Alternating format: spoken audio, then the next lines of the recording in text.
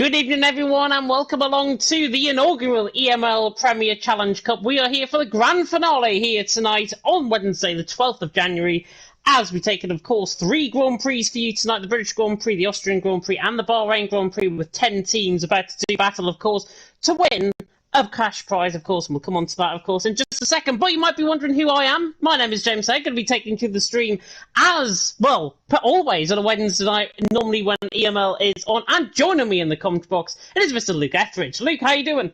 I'm very well, thanks. Good evening, James. Good evening to everyone that is watching. Really looking forward to tonight. We have got 3 25% races. It is all going to be about consistency. I think it's completely up in the air. I wouldn't be too surprised if any of these 10 teams take that top prize tonight. Yeah, definitely so, and hopefully we might be able to get some throat menthols, by the way, for Luke's voice there. It sounds very, very croaky indeed. Hopefully, though, we will get through it just fine. But let's have a look then at the point system that everyone is going to be running, of course, tonight. It's very similar to what you normally see in terms of EML and TTML, bar no points for 20th position. So run through the point system. First, we'll get 30 points. Second, we'll get 25. Third, we'll get 20, so that's 5-point increments. Fourth, we'll get 17, and then fifth downwards, we'll get 1-point increments, so fifth gets fifth. Fifth gets 15, I should say. Sixth gets 14. Seventh gets 13, and you know the drill.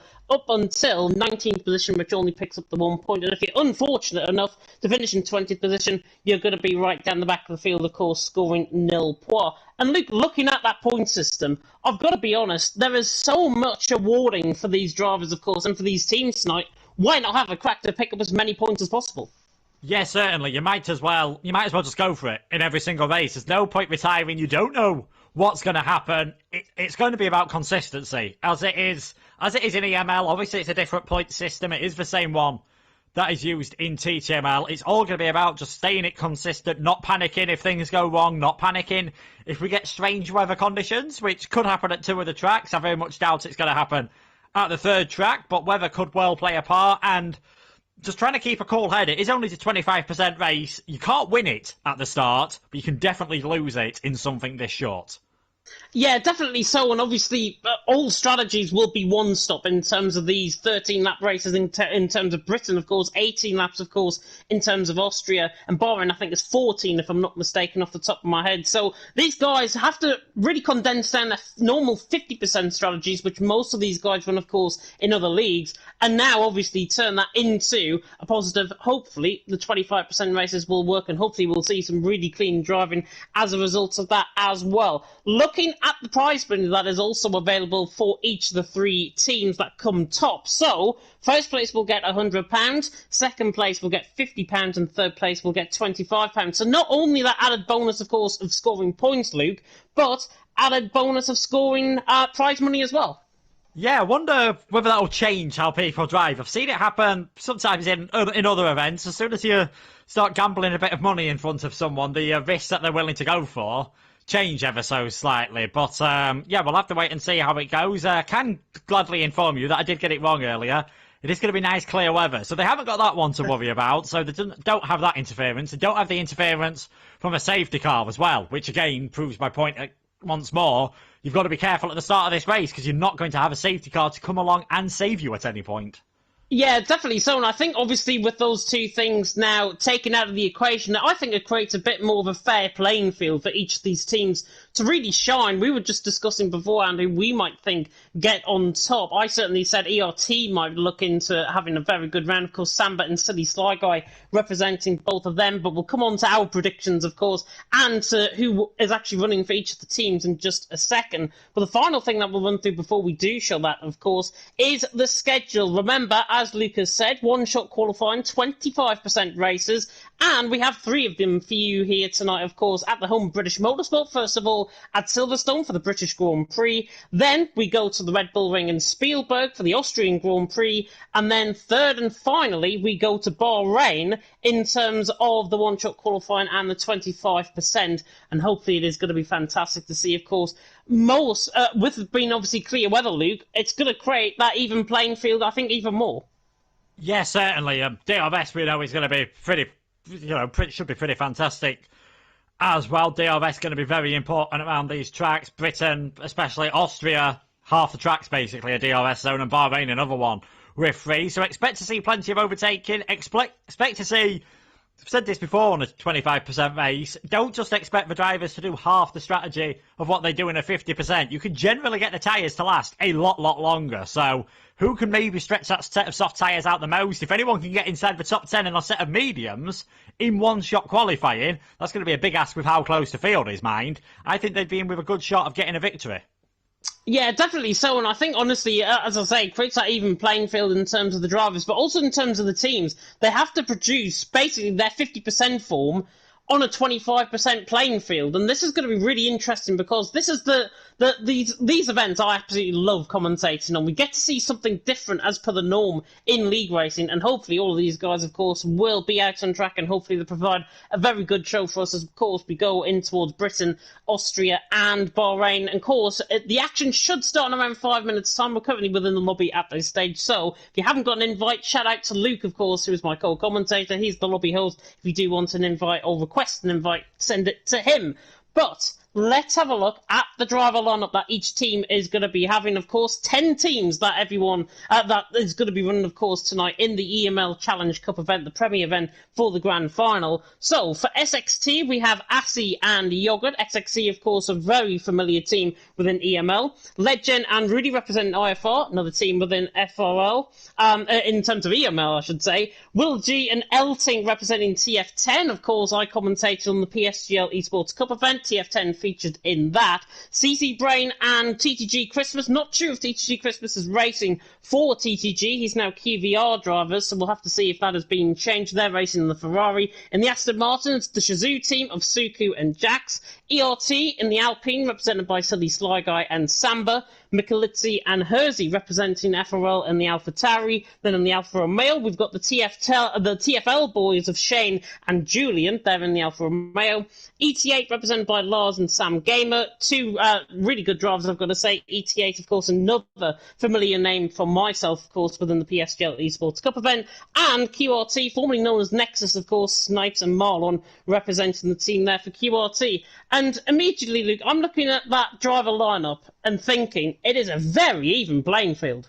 Yeah, certainly. I mean, last time out in qualifying, it was Shazoo, I believe, who were the fastest. But just looking at the lineup at the moment, they don't obviously do strike me as a very good lineup, but they don't strike to me as instantly the favourites. If I had to put money on one team, and this suggests that you should probably avoid backing that team with any money whatsoever, I'd be looking at possibly ERT. I know they've not quite always hit the ground running in EML League 1 recently, but they do seem to be improving ever so slightly. Perhaps even TF10, Will J and Elting, both very quick drivers, can be a bit inconsistent, so it just depends which version of them turns up. But I think if they're on their game, they'll be extremely hard to beat.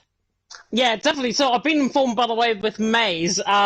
Christmas is a different driver compared to the one in QVR. So we have got two drivers with the same name, and I'm getting confused about which one is going to be racing tonight. So just to clarify on that, looking at that driver lineup, though, as I say, I've got to be honest, TF10, if Will G, you mentioned it just before we came live, Will G, if he turns up on his A game, with Elting, of course, back in the McLaren, that team, TF10, will be very difficult to beat. Yeah, certainly. He's taken a big step forward.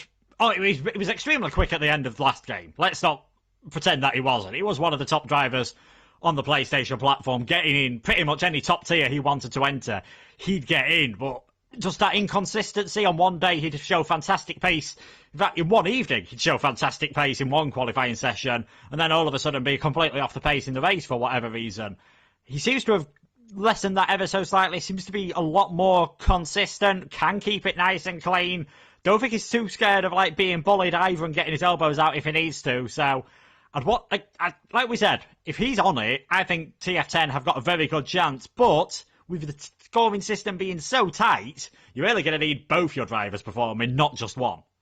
Yeah, definitely so, and I think it's going to try and level that inconsistency that one driver might show compared to the other within the team. Everyone has to be on their A game, and everyone, of course, has to try and follow suit in terms of the really good performances. Running through the rest of the driver lineup as well before we get going, we're just waiting on one more driver to join the lobby. TTG, they were little bit, can I say it, being part of TTG as well? I think I can. CC Brain and Christmas, in the PSGL event, they were very inconsistent. They were well down the field. People predicted them to be further up, but TTG failed to do that. How do you rate their chances coming into tonight, Luke? I think not being part of TTG, I can maybe be a bit harsher. They were, you could arguably say in that event, one of the biggest disappointments. I think people were tipping them for finishing in third place when it was CRG and VSR, the top teams. And obviously with CRG backing out, I think people at some point might have even backed them to finish in a runner-up spot. Perhaps slightly fortunate to get in here tonight as well. We're the 11th qualifiers, so unfortunately WOR, who qualified, I believe, in 8th position, were unable to make it. So that is how TTG have got into this event. That might mean there's no pressure on it. It's a free hit. In the back of your mind, you're thinking, well, you know, we weren't really expected to be here. Let's just go out and enjoy ourselves. Don't put any pressure on. Who knows what could happen?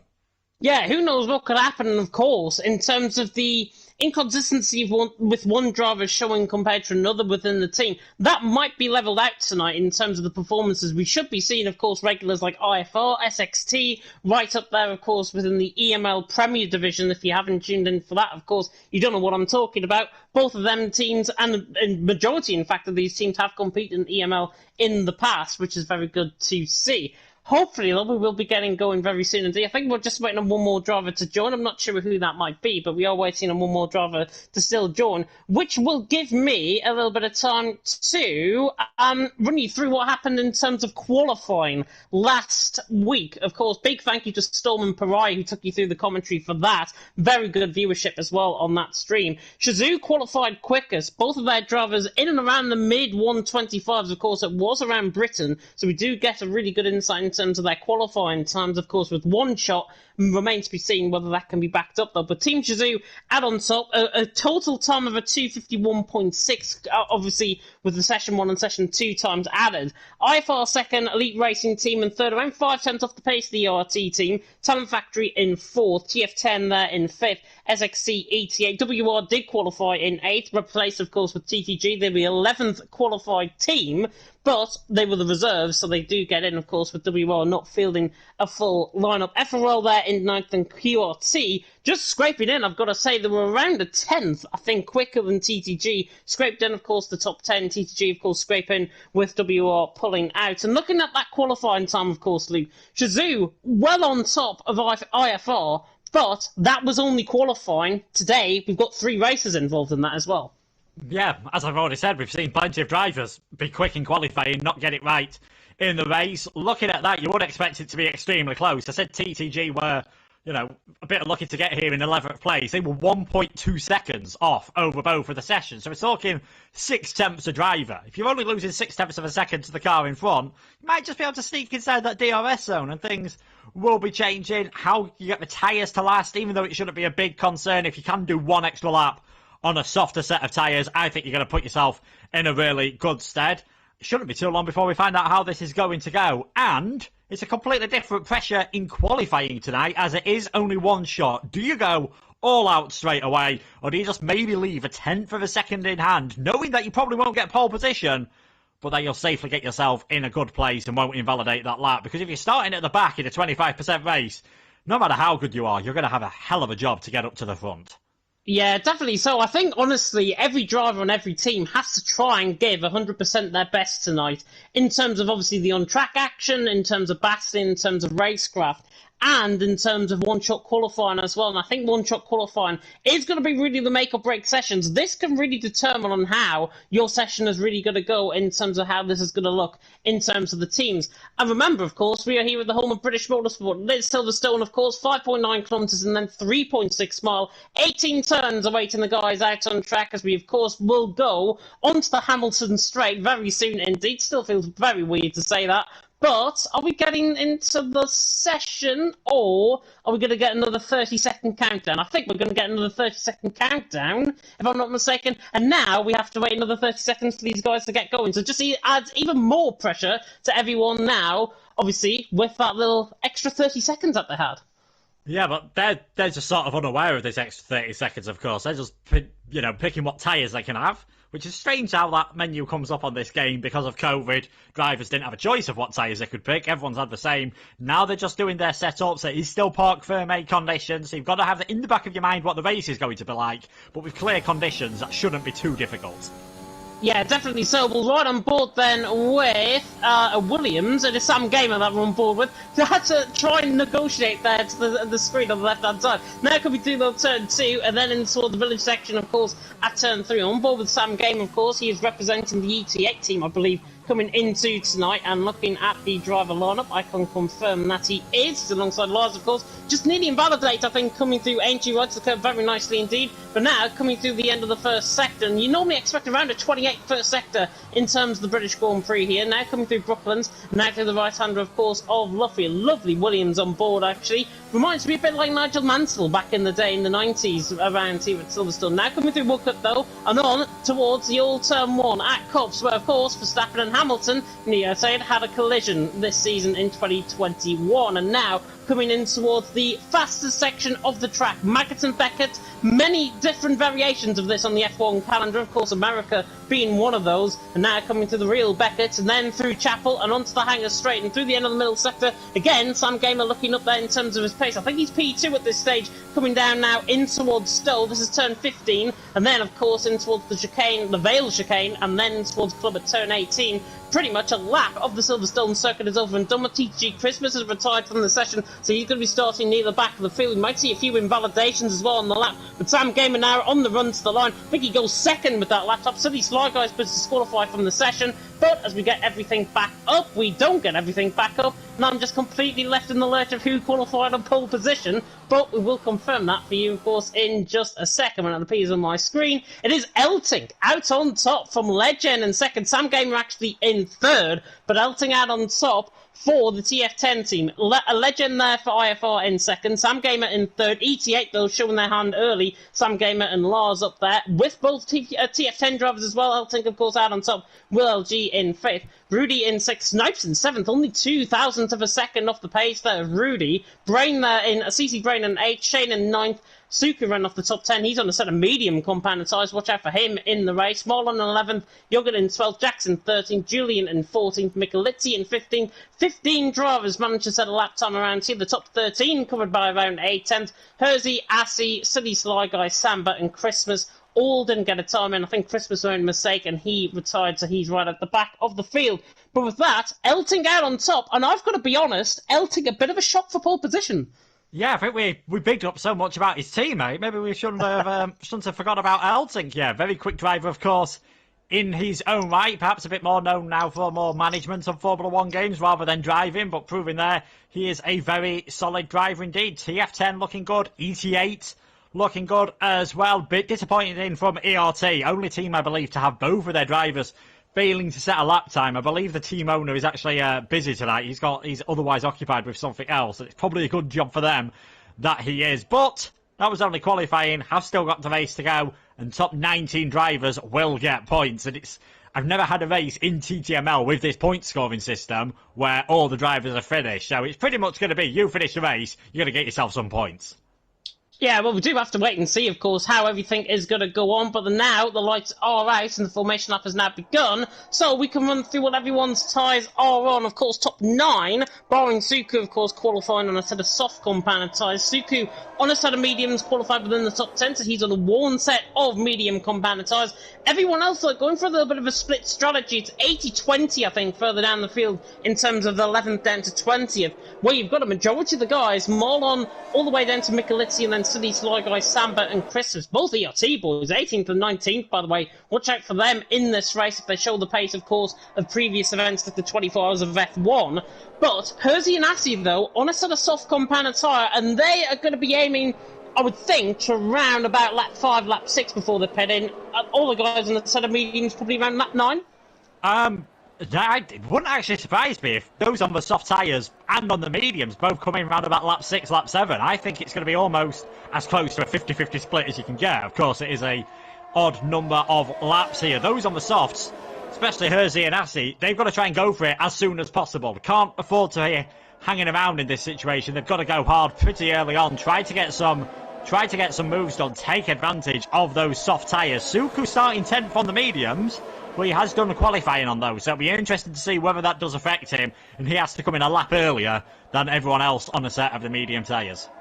Yeah, Suku, of course, a very good driver, I'm going to say, within the PSGL event. He ran, I think, a good couple of times for the Shazoo boys back in that event, and he was very quick in qualifying. Didn't show that same consistency, though, in the races, so Suku, interesting to see. Predicted one-stop strategy, by the way. AWS being very, very smart with that. Lap 7 to 12 on a set of medium compounded tyres. Transitioning, of course, on that set of mediums from a set of softs, and I think the set of hards was around lap 8 to lap 12 as well. But Luke, I am going to come across to you in our non-fabled tradition. Who was your top three? Oh, I am going to go for Elting, Lars, and Will. Very interesting indeed. We'll see if that prediction, of course, comes out. But the first race of the EML Premier Challenge Cup event is about to begin, and we're going to be very soon underway with a side-on camera angle of Elting. The 5 red lights are about to go out here on the grid as we just transition in. The 5 red lights now come on for the first race of the EML Premier Challenge Cup.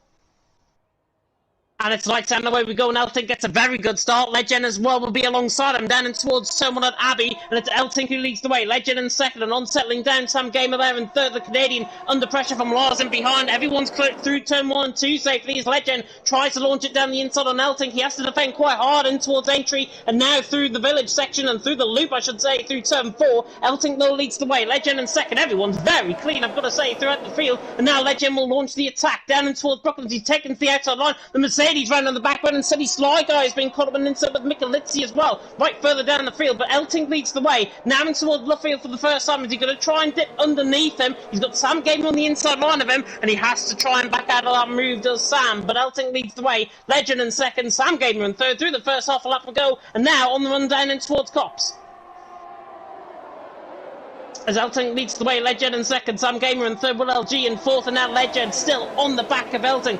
On the run now through Maggots and Beckett, and we now come through in towards this section on the track. We'll go on board with Legend. He's really under pressure from Sam Gamer and behind. Sam looks like he's the quicker driver of the top three at this stage. Will LG in there in fourth, and now Legend is going to try and launch an attack on him, with Will LG trying to go in the slipstream now down the inside line in towards Cops. Can he try and get the move done? Not quite. In towards Stowe, I should say. But Elting leads the way. Legend in second, Sam Gamer trying to launch that down the inside line. Everyone is clean through, apart from that incident with City Sligo and Michelizzi just coming out of the entry section of the track. We are all clean on lap 1. Elting leads the way. Legend in second, Sam Gamer in third.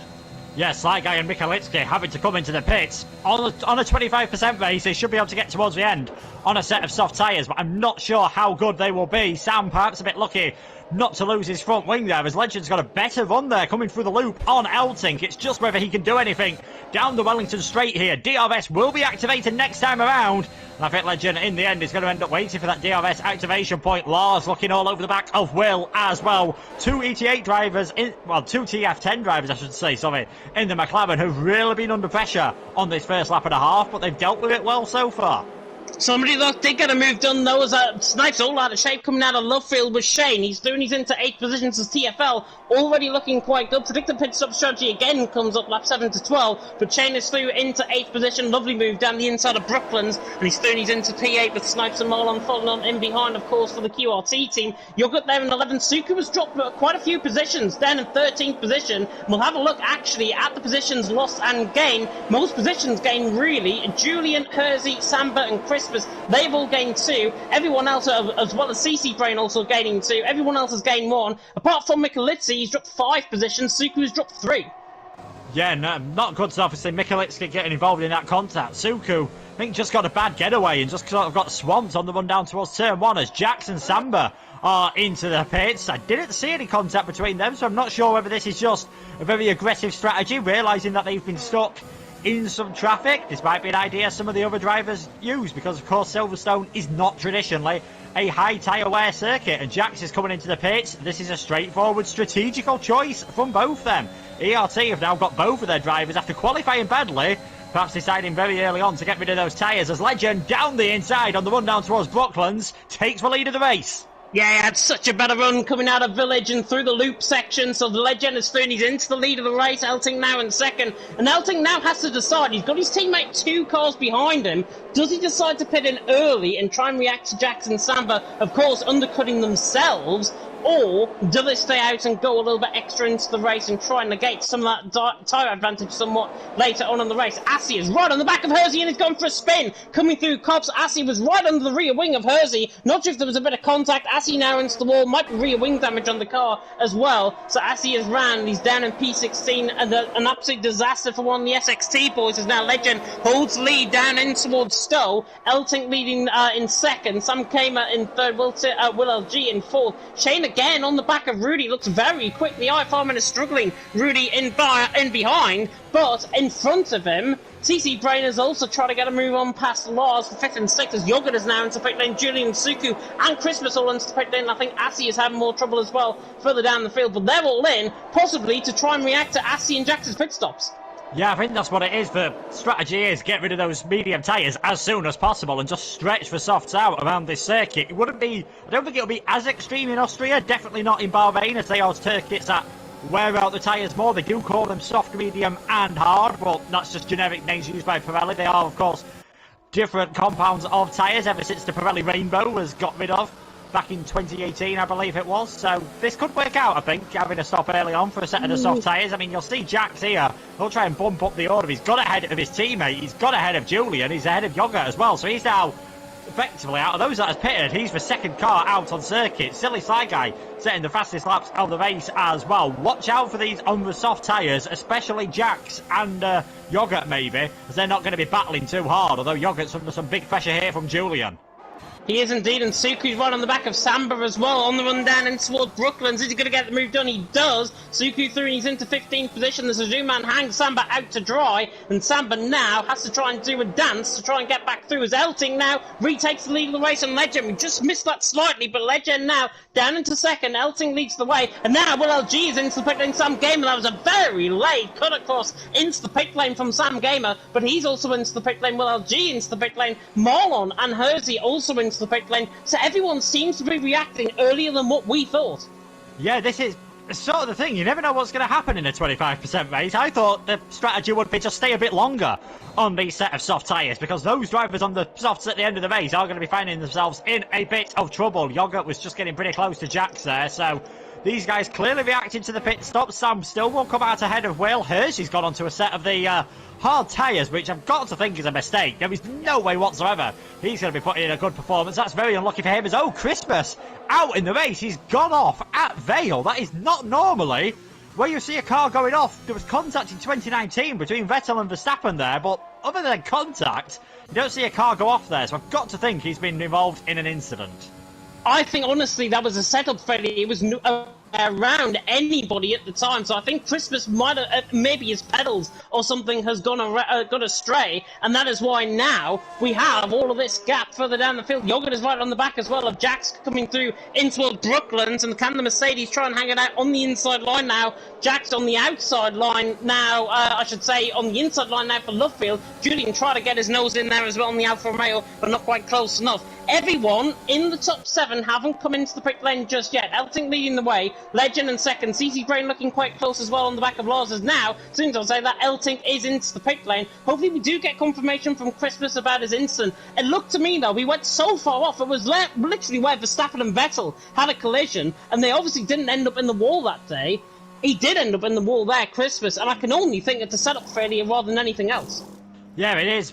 Well, Silverstone everywhere's a really high-speed track, but you are just coming off Stowe at that point, and you've not quite reached the top speeds of an F1 car, so yeah, to see someone get it off that long, passively, yes, definitely a setup failure. We'll see if this undercut has worked then for Sam Gamer and Will G, because Eltic's about to be headed out the pit lane now. He'll soon be able to get off that pit lane speed limit. It's 37 miles per hour, 60 kilometres an hour. It's going to be pretty close here between Eltic and Sam Gamer. The McLaren's just ahead, but Sam's going to be in his DRS and he's on warmer tyres. This could get interesting. Yeah, but look at Marlon in behind as well. He's on that set of soft banner tyres. He's in 10th position, and he's undercut the likes of Jackson Yogurt as well. So he's actually overcut the rest of the field in behind him. So Marlon now into 10th, and he's on that set of soft banner tyre. But we always say it around here in Britain, when you get stuck at a DRS train, the further you are down in that DRS train, the more you are going to struggle. It's as simple as that. And obviously the guys on the set of softs have got to try and negate that advantage somewhat. Only being a 25% race, they've got to try and get a move on now to try and get their moves done earlier in the race than that would they expect on a set of soft compound tyres, of course, in a 50% race. Legend and Lars, though, into the pit lane as well. I think Snipes has came in and behind as well. So Legend and Lars into the pit lane. I think they're going to filter out in the gap between LG and Marlon here. I think it's going to be pretty close. I was looking at the gap between LT and it was Legend. It didn't really change too much. I think you could tell that just by the way things worked on the last lap. The fact that Sam and Will weren't really able to pull that undercut off. So we'll see where these drivers come out. It is now just for top three, CC Brain, Rudy and Shane that have yet to come into the pit. Shane having a bit of a moment there. I think this could be pretty close on the exit of the corner as to where Legend and all these drivers are going to come out. Sam Gamer is right underneath, or was right underneath the gearbox of Elting. He's dropped back ever so slightly. You can see there, Legend's just going to lose out to Sam. Legend trying to send one down the inside to try and get that position. These two battling could allow Elting to get away ever so slightly. So the two-lap undercut only really gained Sam one position there, and barely whatsoever. The soft tyres were still pretty good, you could say. Yeah, Lars trying to force his way down the inside line of LG and all of that as well. That's why I went ooh there, quite literally. Suku's on the back of Snipes as well, down the inside in towards Brooklyn. Is he going to try and force the issue here? The Aston Martin, of course, on the NRX driver of the QRT driver, I should say, of Snipes, and now Suku trying to hang it all the way around the outside. You would imagine with traction, he'll get the run. Now down in towards Cops, and it's going to be side by side in towards Cops. Somebody's got to back out of this surely, and I think Suku realises that, and he actually tries to go all the way around the outside. There's a little bit of contact. That's what Verstappen and Hamilton, of course, failed to do in real life. And Snipes and Suku come out of that relatively unscathed. They're in P12. They've lost a bit of time. But now Yoghurt on the back of Jax. Is he going to try and have a run on Marlon? Marlon's problem is he hasn't got any DRS within a second of him in front of him. And now Jax is going to go down the inside line of him. Sam Gamer just went in behind an Elting, down in towards Cox as well, down in towards Stowe as well. But now Jax is doing his in tonight. Marlon in 10. And Marlon doesn't seem like he's keeping pace with these guys, because he is getting overtaken, even though he's on fresher compound tyres. Yeah, only 2 laps fresher at the moment, so not sure what much of a difference that would make. Sam Gamer was pretty close to overtaking Eltic last time around and didn't actually go for it. A CC Brain, this is what I said about the soft tyres being good. He's pulled off the overcut here. CC Brain's into second place, but for how much longer? Because Sam Gamer's going to try and shove one down the inside there. Goes for Canadian driver. He's got himself up into second. They're both going to have the DRS. Very opportunistic from Sam. Goes very aggressively to the inside line. Can CC Brain make it work around the outside? He cannot. That is Sam Gamer up into second place then. CC Brain and Legend, I thought had almost pulled that off perfectly in the end. Just missing out though. Whether the tyres will be in better condition at the end, I don't think it's going to make too much of a difference, but just shows pitting earlier wasn't necessarily the greatest idea.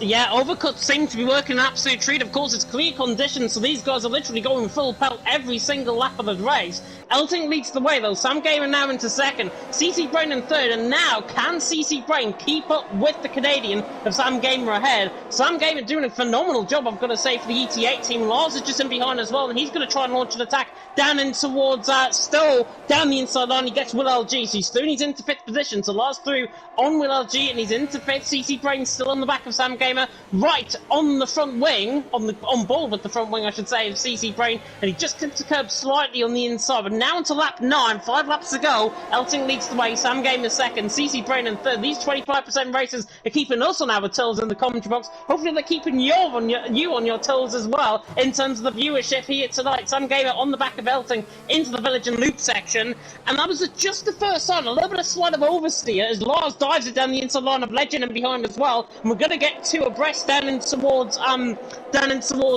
Brooklands, and now Elting leading the way. But Sam Gamer looks absolutely on it tonight. Everyone else filtering through, and now we've got an 11-car train. I repeat, 11-car train for the lead. In fact, it's 13 cars now, 14. Yeah, it's all looking pretty good at the moment. Obviously, hers is just sort of the odd one out here going for those hard tyres. He'll have learned 25% races, even if you bet on lap 1, avoid that set of the hard tyres. They are not good whatsoever. As a Legend here, very close to the back of CC Brain, obviously into Maggots, Beckett's and Chapel. Can't really do anything. 3 teams that are looking really good all of a sudden. TF10, as we predicted perhaps. ET8 we didn't mention too much, and IFR as well. didn't really mention them. CC Brain, he's having to do it all on his own as Christmas has retired from the race, so that's really going to cost CC Brain round the outside here, but Stowe, I don't think he was really intending to go for that. They're locked wheels of the UT8 man and the Ferrari driver, and now you've got Legend in behind round the outside of Vale. Can he make that one work for the inside line of Club? It's all starting to get a bit feisty, and Elting's just managing to stay away from all of this.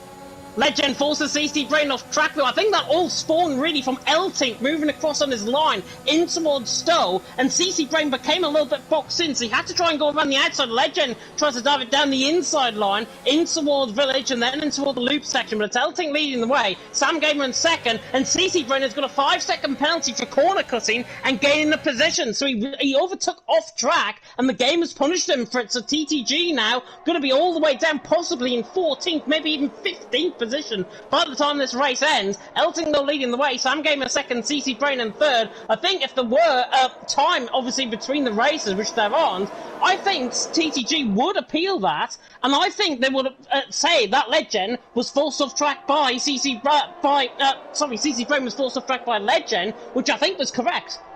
I think they're still going to have a chance to appeal it. I feel like now is the time to say whatever standings we say at the end will be provisional, just in case they are any issues, of course. CC Brain now, though, has got himself a 3-second time penalty. Not quite sure, unless he did get a warning for that as well, whether he'll be able to get rid of that one. But he's going to try and go down the inside again. Eltic trying to move quite light here, and CC Brain gets it round the outside of Sam Gamer, makes it work. What a move by the Ferrari. That was unbelievable. Sam Gamer again, he just got called off. He didn't have any intention of going for the move on Elting. Elting now leading the way. CC Brain in second. There's been a contact further down the field, and Shane has been involved in an incident, I think, with Suku. And now Shane is down into 14th position and is completely out of the race. So Shane has retired out of track. I'm not sure what happened there. Didn't see what happened because I was on board with the leaders. But Elting leading the way. CC Brain in second, Sam Gamer in third. Everyone else are now beginning to get Constantine up. With only 3 laps to go, this is the time to make your move, and this is the time to be patient rather than be really pedantic in trying to go for your moves. Yeah, I'm not sure. Just like as we were looking at the drivers trying to go through the loop there, I'm not sure whether Legend was half attacking Sam Gamer or half defending from Lars behind. We've seen Lars sort of go for that move down the inside into the loop, which if you're in a DRS trade, it's probably one of the best places to get a move done if you've got the grip to stay close with the first couple of corners, because if the door's wide open, there's not a lot the driver behind can do to sort of defend it and not really come back. All this battling has meant that the train's slimmed down ever so slightly. It's now just an 8-car train for the lead, with the 2 QRT drivers just rounding out the top 10 at the moment, so not a bad result from them either. And further down the field, the ERT drivers are swapping around, but here comes CC Brain all over the back of Elting. Looks like the TTG man's going to take the lead out on track at least. He will do indeed. CC Brain takes the lead of the race. Legend try to force the issue as well, and Sam Gamer just in behind. But CC Brain leading the way with 8 seconds worth of penalties, remember. And to run you through the penalties, actually, as we go on to the penultimate lap of the race, CC Brain has got 8. Everyone else is pretty much clean. Samba's got past on his teammate. He's got 3 seconds worth of penalties to Samba. And Asi has got 3 seconds as well. He's having trouble as well with his connection, and he's constantly rejoining the lobby. But Sam Gamer on the back of Elting. Is he going to launch a move in towards the village section? No. And I think, honestly, Sam has waited too long, I think, to try and go for a move. As soon as I say that, he forces the issue down the inside line, tries to get the move done. That was a bit forceful, if I've got to be honest, from now, Sam Gamer, and now they're battling out 3 wide, and Elting gets a 3-second penalty, which again might be removed. These are all provisional standings, remember, and Elting has to try and defend, but Sam Gamer tries to go all the way around the outside of Brooklyn's, down the inside now for Lovefield. Can he get the move done? The Williams and against the McLaren. It's going to be, I think, the Williams that comes out on top. Sam Gamer and Elting, though, are still side by side on the run in towards Cops, and now Elting has to back out of that, and Sam Gamer is into second, but CC Brain all of a sudden more than a second clear. Yeah, Williams versus McLaren battling while a Ferrari runs away with it. It's like my childhood all over. All over again. 1.5 laps here to go. That might have worked out perfectly for CC Brain. Sam Gamer really looked like he perhaps was struggling there with a bit of oversteer, and he's not got any DRS on the back of CC Brain, so this is a great opportunity for the TTG man. Yes, he's got 8 seconds of penalties. He probably will be able to get 5 of them removed. I doubt whether he'll be able to get 8 of them removed, though, unfortunately for him. But it's still a really good result, as now Rudy's trying to go round the outside of Will G into Vale, and he's made it work. Great move by the IFR man. Both cars in the top 6 and both clean.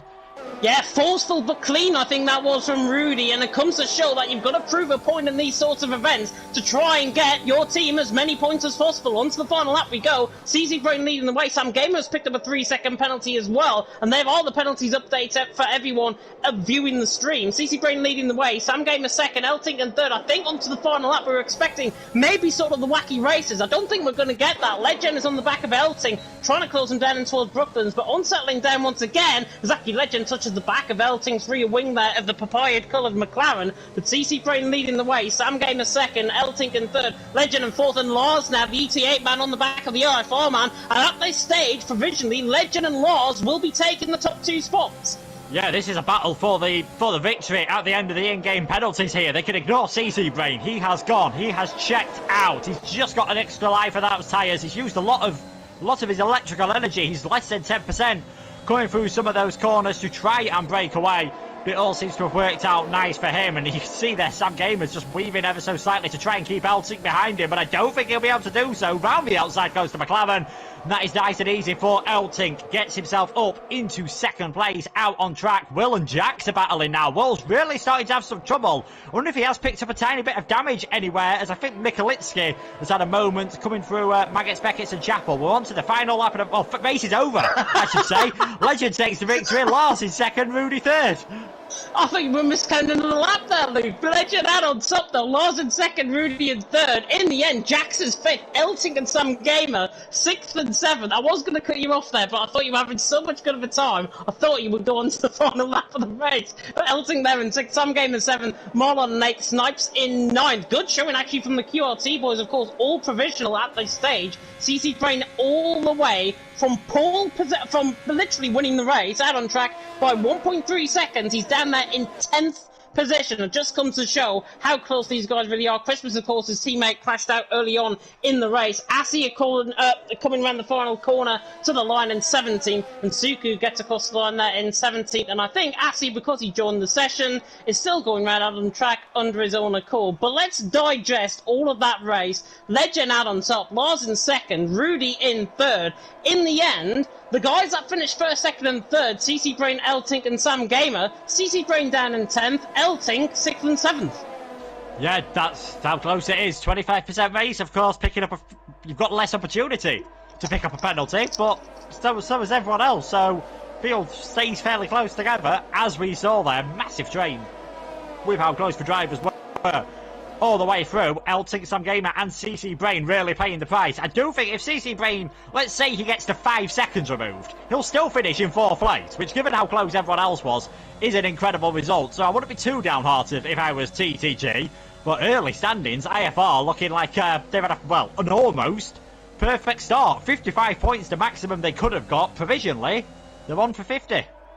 It's looking a bit like EML Premier, I think, where they've actually dominated in terms of the championship there. Yeah, IFR doing a fantastic job. Big shout-outs, though. ET8, TF10 drove fantastically well. Lars in the end in second. TF10, if it wasn't for Elting's penalty, Elting would have finished second, and Will LG would have been in 6th, of course, with CC Brain, of course, moving up a further position above that. QRT as well drove very, very well in terms of their consistency. 8th and 9th position in terms of them, and it puts us on an absolute knife edge, of course. We have still got, as I've just said in the chat, 2 more races to come in Austria, and, of course, our finale in Bahrain, underneath the bright night lights in the desert of Bahrain. And with just 30 seconds on the countdown to go, I wish Asi didn't join the session in the race, which, of course, has caused a little bit of a glitch, but Legend out on top. Lars in second, Rudy in third, and if that sets the tone, Luke, for the races to come, then, my God, we're in for an absolute treat.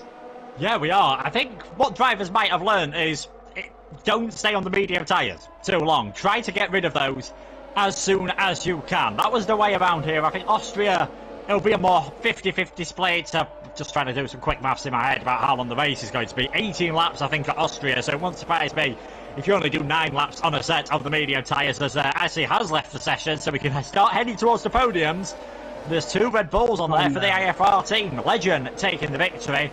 It was Rudy in 3rd place and Lars in between them for ET8 in the Williams.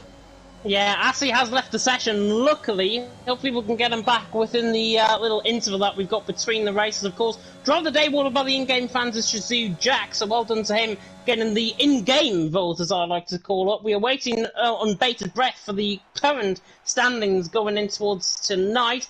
And throwing out 3 copies of F1 2021 at the top of the podium is the IFR man. If you do want a free copy, by the way, we're not giving them away in this stream. Don't worry about that at all. But of course, the IFR boys first and third, and of course with one of the Williams finishing in second as well. And we'll cut, of course, to the grid order in just a second to remind you of what happened in an absolute fantastic British Grand Prix, as we'll now run through that top order now. And it's Legend out on top from Lars in second, Rudy in third. All drivers actually starting first, second, and third row of the grid in the even spots, first, second, and third in terms of the race. Nice. Will LG in fourth. Jack's there in fifth. 13th on the grid up to fifth, drove well. Eltink there in sixth. Sam Gamer in seventh. Look at how close the top 7 were. Covered by roughly 3 seconds. Add into that CC Brain, of course, coming across the line. It was around 3 seconds covering the top 8. Marlon in 8th. Snipes in 9th. CC Brain, of course, with the penalties in 10th. Julian 11th. Hersey in 12th. City Sly Guy in 13th. Yogurt 14th. Samba 15th. Mikulitsi 16th. Suku picked up the fastest lap in 17th. Assy did finish under his own accord down there in 18th. I think it's a little bit of a glitch. Shane DNF'd out of the race, as did Crispus, and they of course will start near the back of the field, of course, depending on how one-shot qualifying goes. And of course, Luke, let's just digest that race once again, because as I said, if it's anything to go by, if that race is anything to go by, Austria possibly going to be even better. It's possible. I think it's going to have to go some to be better, to be honest. But it would not surprise me if we do get. I think we're going to get a similar closeness in the race. 3 DRS zones, of course, at Austria. Time-wise, it's the shortest circuit on the calendar. That always makes qualifying extremely close. I think that's one thing that we're going to have to watch out for. Should be a really good one. We know it's going to be dry. We don't have to worry about that, although, unsurprisingly, if you did have to worry about that anywhere, of course, it would have been Silverstone. Just have to see how things go. Very easy to invalidate a qualifying run, though. We had, I think it was 3 or 4 invalidations at Silverstone. I'm expecting that to get bumped up for Austria. I definitely think so. I think it might be like 8 or 9, possibly, in terms of how the invalidations, of course, are going to go and qualify. And it is a track that does punish in terms of the track limits. If you thought Silverstone was bad, Austria probably a little bit worse. Looking through, I'm not sure if we've got the go-ahead. I'm just seeing the provisional standings, and I'm not sure if I can announce them just yet. Hopefully I will be able to. And yes, we will go through the standings in a little while. We'll go through them when the countdown does start, the 30-second countdown within the lobby does start. But we can transition, of course, over to the Austrian Grand Prix. We literally travel in the blink of an eye, back in the future, like, to Austria, of course, around the Red Bull Ring. 4.3 kilometres, 2.6 miles, and the 10 turns awaiting the guys out on track with the 3 DRS zones, plenty of overtaking to be had. And Luke, I think this is honestly a track that the drivers love, and I love to commentate, and I think we love to commentate on as well. Yeah, certainly we do. I can just tell you, Assie's having a few connection issues getting back into the lobby, so it looks like we are going to have to set a new one up, so we're going to have plenty more time to talk about the Red Bull Ring, of course. Fantastic circuit for racing. Just shows things don't necessarily need to be complex to be fun racing. I'm so glad it got brought back to F1 in 2014, I believe it was, where we saw Felipe Massa take his last ever pole position in Formula 1. Again, it's a simple track, but easy to get invalidations. I think this could be another one where we see penalties starting to play a factor. Yeah, definitely. So I think, obviously, if we are having that lobby restart, we will get invites out as soon as possible. Luke Michael comes, of course, is the lobby host for that, and I'm sure he's going to be setting up the lobby as and when is necessary. So that means 2 Northerners rambling on for around about 10 minutes until we get the next lobby up and ready. Nothing better I could think of course, on a Wednesday night for the EML Premier Challenge Cup. And what we will do is, because I've teased you once already, we can run you through the provisional standings, of course, coming out of the British Grand Prix. So, IFR leading the way on 50 points. And they've got a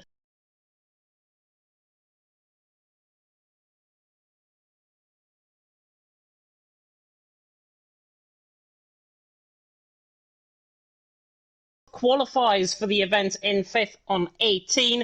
Elite Racing Team and FRL are tied for 6th on 12 points. Elite Racing Team, I think, getting better in terms of the points, so they're tied for 6th. TTG in 8th, of course, the 11th team, as we like to call them. They got in, of course, because WR pulled out. They're in 8th on 10. Talent Factory League, I should say, TFL in 9th on 9, and SXT in 10th on 8 points. And Luke, it is literally like EML League 1, I think. IFR right to the top end of the standings, and ET8 and TF10, who were very, very close to, I've got to say, within the PSGL event. Both of them all of them three teams leading the way so far. Yeah, they've done a fantastic job so far. They had both of their drivers up towards the front, and we said that was going to be the key to this event, is making sure that it was both of your drivers up there and not just one of them. So they've done a great job with that. TTG, CC Brain, we know he's got the pace, but unfortunately things did not go out greatly for him in that last race, which is a shame. He did retire. I reckon that is going to cost them. Yeah, it is going to cost them indeed, and I think looking obviously at how the drivers actually performed, TF10 as well, 3rd in terms of the standings, 17 points picked up and 14 points picked up, so 31 points in total. QRT there in 4th and 23 points, again, very consistent in terms of their race result. But IFR currently leading the way. As soon as we get back into the lobby, of course, and as soon as we go back, well, we are still live, of course, but as soon as we go back onto the live on-track action, we will, of course, let you know. So, as I say, 2 Northerners rambling on for the next few minutes or so. I couldn't think of anything better to go through. But just talking through the IFR lineup, they showed ultimate consistency. I remember covering the PSGL event on Fridays, the Esports Cup event there, and Jensen was one of the drivers, and IFR looked very quick then. They haven't got Jensen to rely on, of course, tonight, with Legend and Rudy being their 2 drivers, but already they seem to be setting their stall out as possibly one of the best teams on the PS platform. Yeah, they've done a fantastic job. They went through sort of team reorganisation not so long ago, and I always worry when I heard that happen, where teams say, oh, we've gone through a bit of a reorg, because you just think, oh, are they going to, are things going to fall apart? Are we going to see them get taken over by another team? They did end up losing some of their drivers, but fair play to them. They've got things sorted. They've streamlined, and maybe that's a lesson for other teams. If they just focus on having a certain number of drivers, on a smaller focus group, it works well. Yeah, definitely so. And I think, honestly, what we spoke about the PSGL event there, EC8 and TF10, as I say, there were 2 brilliant teams, I've got to say, within the event. It was an absolute privilege to commentate on that, of course, on a Friday. And hopefully, if another event comes up, I'd be delighted to do another one. And with ET8 and TF10 2nd and 3rd, they're very close to IFR in terms of the standings. Of course, it cannot be won going into the event. There's still 2 more to go, Austria and Bahrain, of course. But looking at Austria, Luke, this is a track that I said earlier on we love to commentate on, and we absolutely love to see really good action. So what can the drivers expect, and what can the viewers expect coming in tonight with 3 DRS zones and 10 turns awaiting the guys out on track? I think that's what I said. Expect penalties. Expect invalidations in qualifying. I think that's going to be one. The final corner especially is quite tough. First corner as well, sometimes drivers try and brake as late as possible for that corner and for turn number 3, which is the second realistic corner, because I swear I could do turn 2 flat out in my car, so I'm not sure that really counts as a corner. But yeah, uphill braking zones mean you can just force it ever so slightly later, of course, so we'll have to wait and see how things go here. Turn number 4, got downhill braking zone, you see drivers battling multiple times. Just going to have to wait and see how things go. Yeah, we will have to wait and see how things go. We are back in the lobby, by the way. We are just having to reset another lobby up with Assi, obviously having a few connection issues, which gives us a little bit of time to talk about and to have a look at the comment section. I like to socialise with you guys, of course, in the comment section, and a lot of love, I've got to say, being shown so far for commentary so far in this event, and I've got to say thank you to everyone that has offered really kind regards, I think, in terms of our commentary. Me and Luke don't do this for the absolute fun of it. We do this because it is our passion to do commentary on any night of the week, and I know Luke will back me up by saying this is an absolute privilege to have comments like that coming through in the comment section. And a big, big love. Alex Lamorte, I think, is the ET8 team owner. It is insane the job you do to have this design so fast as well. And a big up in terms of our graphics man. He's just got into the comment section, Tom Zagers. He's our graphics man, and he does absolute brilliant work behind the scenes. And this all becomes part of a real professional production for you all. Yeah, we try to work our best at it. Things don't always go great. Sometimes commentators can't read when it's the final lap of the race, but hey, stuff happens. Stuff does happen. It's in the moment, I think. We can let Luke have that one. You never know. 18 laps, we might miscount and go to 20 laps tonight. You never know for the Austrian Grand Prix. To remind you, of course, of what is happening in terms of the point system as well. We'll run you through all of that information if you are just tuning into the stream and do not know what this is about. It is the EML Premier Challenge Cup event. Myself, James Head, and Luke Etheridge covering the action for you here tonight with still 2 more races to come. Point system, let's have a re-look at that. First position, of course, getting 30 points. Second, getting 25. And third place, getting 20 points. And as we've seen from the first round, Luke, of course, if you're right up there in the vanguard, like IFR, picking up first and third, you've got to be towards the front end of the standings. Yeah, you are. That's really worked out well for them in that first race, getting both their drivers. A reminder, these are the provisional standings, but IFR and ETA, things looking fairly good for them as well. TF10 not too far back, but there's still 110 points on offer. There's no reason for any team to believe that they are out of this yet, especially if they can get both their drivers towards the end of the race. Yeah, definitely not. And we certainly don't want to see either drivers giving up out on track. If your race has gone completely and utterly the worst race you could ever imagine, there are still points for 19th position. A driver might just crash in front of you and retire out of the race, and of course no safety cars being on, it means you're going to be picking up 1 point for your team, and that 1 point could really be the difference between you winning the event and you finishing second, or you becoming ninth and becoming the wooden spoon down in 10th position. I hate to put that analogy out there, but it's just to compare the difference of how the points can work in a team's favour. And remember as well, the top 3 teams each get a cash prize as well. And that means, essentially, that the teams are obviously going to be fighting for points, but also fighting for the potential for money going towards their organisation. So first place picking up £100, second place on £50, and third place getting £25. And I think it's a really good initiative, this, by the way, in terms of having a cash prize. Again, same as the PSGL event that I commentated on. That had a cash prize, of course, for, I think, the top 3 or 4 teams, if I'm not mistaken. And it was fantastic to watch then. And an event like this as well, fantastic to commentate on. It just comes to show what the league racing community can do when it is actually united. Yeah, I think the league racing community gets a lot of stick at times, but events like this, I'd say they're needed for the esports than league racing to get to that next level. It's great to have the prize money there. It's great to give people a reason to do this, so it's not just 19, 20 of the best drivers on the platform just playing around on a bit of a game. You know, people can make careers out of this. We've seen someone today. We've seen former esports driver get announced in a Formula 2 team, the highest anyone from esports has got to. Brandon Lee's done real racing before. Jana Watmir, so many of them have. It's great to have league racing there as almost as an extra way of getting onto the ladder. Yeah, I think the driver you were referring to, if I'm not mistaken, was Belgian Grand Prix winner F1 Esports 2017, I think it was. Cem Bulakbasi, the Turkish man, of course. He was in F3 last season, I think. He didn't do, as many races. I think he was in it was either the European or the Asian version, I think, of the Formula 3 Championship. And to see that progression from literally being an F1 esports driver, 4 or 5 years ago, to now being in a real-life car in Formula 2 in front of millions going to be watching around the world on whatever your platform is, I think it just comes to speak volumes of how far the esports community and how esports has really got involved within the F1 game. Because I remember a time, back in F1 2012, we're going completely flashing back here, F1 2012 was my first ever league on there, and I remember we had absolutely nothing like that. AOR was only just starting out on those games as well, and we didn't have legends like TRL Limitless, of course, and Team at Marduk. They really didn't become an absolute focal point, but just to show the progression, I think, of how this platform has really become, just comes to show anything is possible.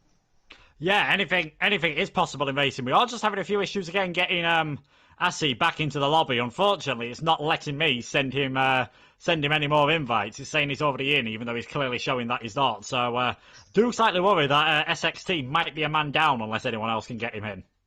Yeah, it might be man down, but it is a glitch, I've got to say, within the game. And even if drivers do restart their game, it just presents that little bit of a chance in terms of the lobby. Obviously, Asi is not here. He was right at the top of the standings, and he's obviously not. So Asi now, maybe one short for the SXT team. They're right down the back of the field as well in terms of the point system. They're in 8th position. They're in 10th position, to say, on 8 points. And Asi did pick up points under his own volition in the last race, even though he did join twice within that race. He still picked up points, and hopefully he will be able to join back in before the race, if not, maybe even during the race if he does start for the next race, I should say. Of course, remember, in terms of the schedule, we've still got 2 more races to come. I promise that we are going to be bringing in the Austrian Grand Prix, and I do promise that we're bringing you the Bahrain Grand Prix as well. And I think this tension, really, that just gets added, of course, drivers having problems, it just adds that mentality, the sort of mentality where drivers have got to refocus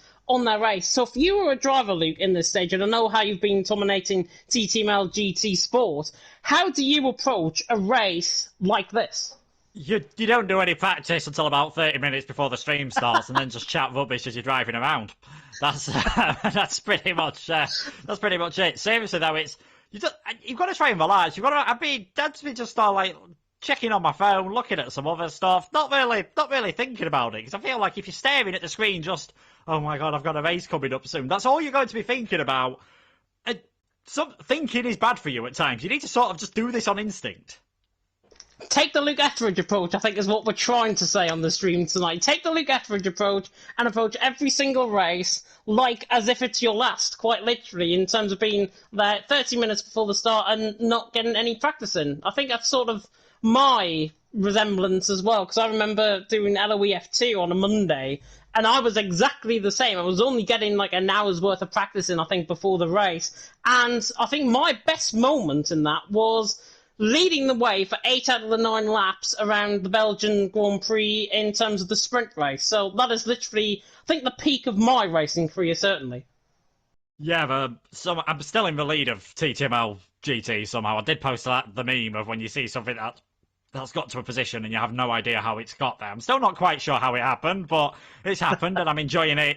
I'm enjoying it while it lasts. But yeah, drivers shouldn't be too long now before we are getting ready. Drivers have been given the signal to go and ready up. I keep flicking off a spectate in hope that it maybe pings a bit of a reminder to them to get ready to this. All this extra waiting, unfortunately, looks like we are going to be down to 19 drivers, which is a bit of a shame. But I reckon we're still going to get some fantastic racing action. Yeah, definitely. So, and actually it does create that little bit of a point where, obviously, we've now got 19 drivers within the lobby. I think everyone might be watching the stream and it's on a little bit of a delay. I can see drivers now beginning to ready up. But I was saying there, now with 19 drivers, everyone, if they finish the race, is going to be picking up points for their team. So really, I say this in a really harsh way, taking Asi away out of the equation brings a bit of a significant advantage, I've got to say, for each of the teams, because they're now going to be picking up at least 1 point if they do finish the race under their own accord. And I think, honestly, I feel really sorry for Asi in terms of his connection. Obviously, can't rejoin in terms of the lobby. But you have to feel sorry for him. But then there's a sense where it's going to work out as an advantage for all of the teams still.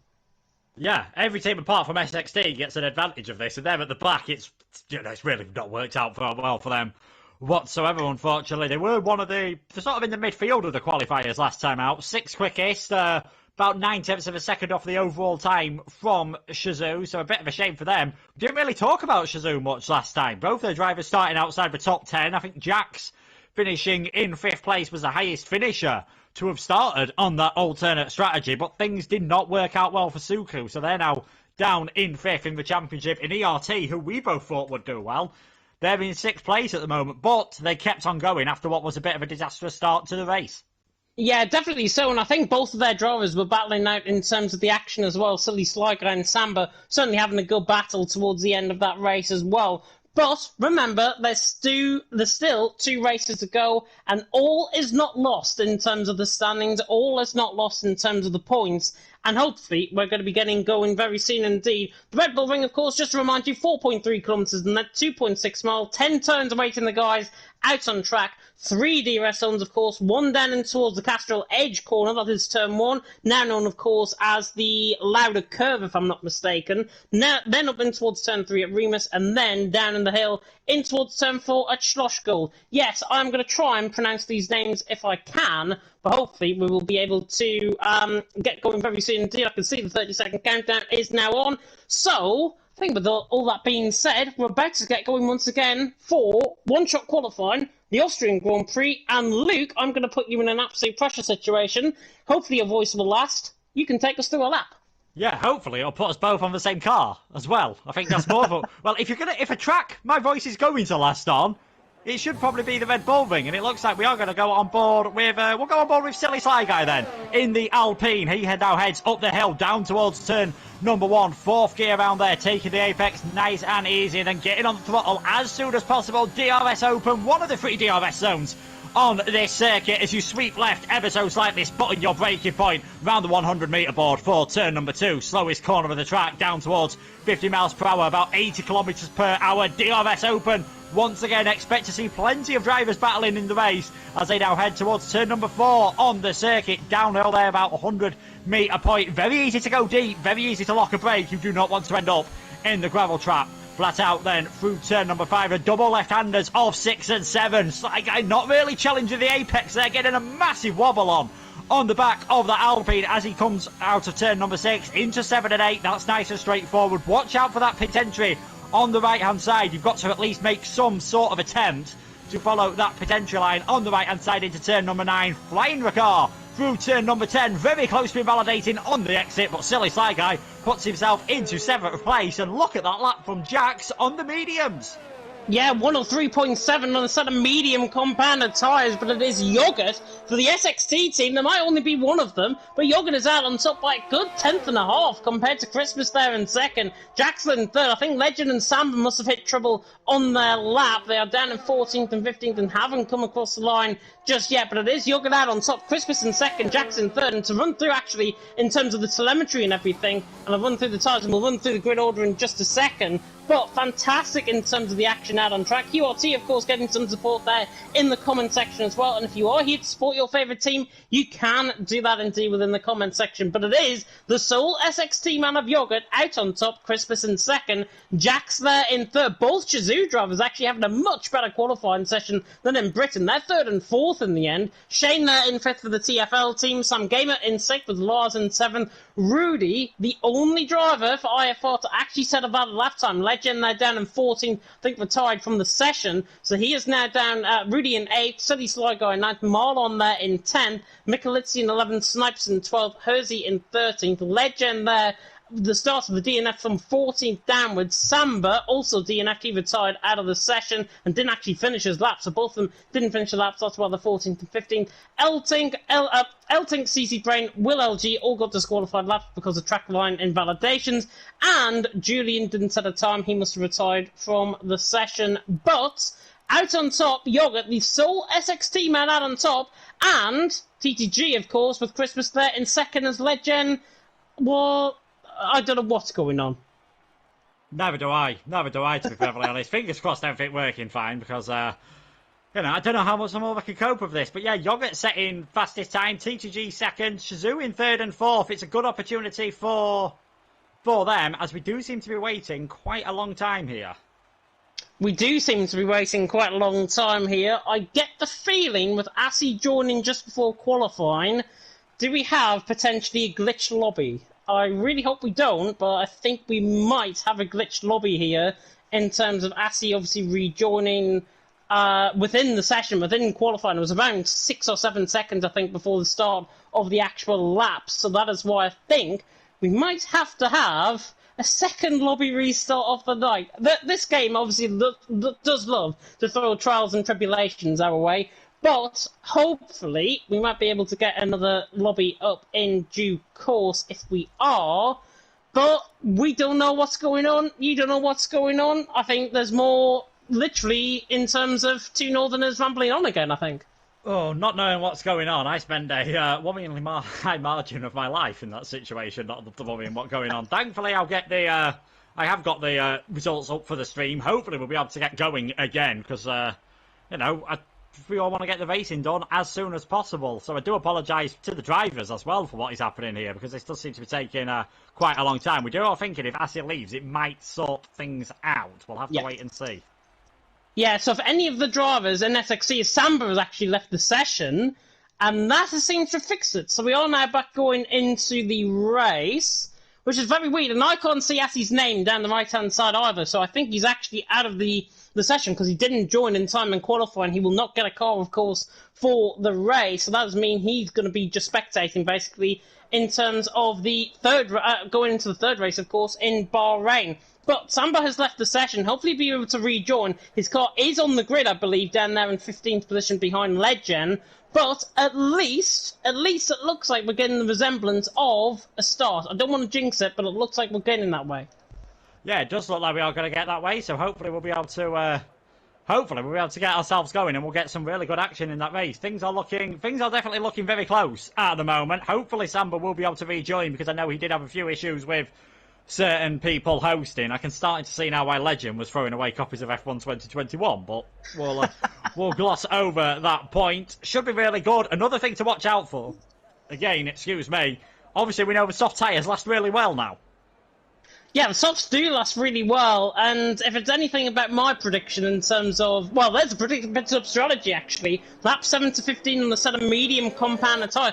I will not be surprised if drivers begin to pit in from around lap 4, lap 5. I've seen it done before here in Austria in league races on a 50% race, where drivers obviously decide to pit in a little bit earlier than expected. But there are the tyres for everyone. Of course, 19 drivers out on track.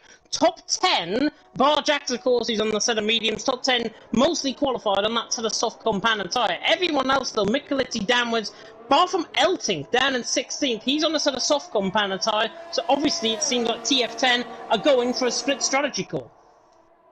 Yeah, it does seem like they are going for a bit of a split strategy call here. I did get a message on my screen saying Samba had rejoined the session, so whether he's just waiting a bit later on to take control of his car, well, we'll wait and see how things go here. So looking, as you said, at the strategies, it's going to be interesting for Jax here. Third place, medium set of tyres. His teammate tried this last time. Didn't quite work out for them. We'll see whether it works out for the Shazoo boys.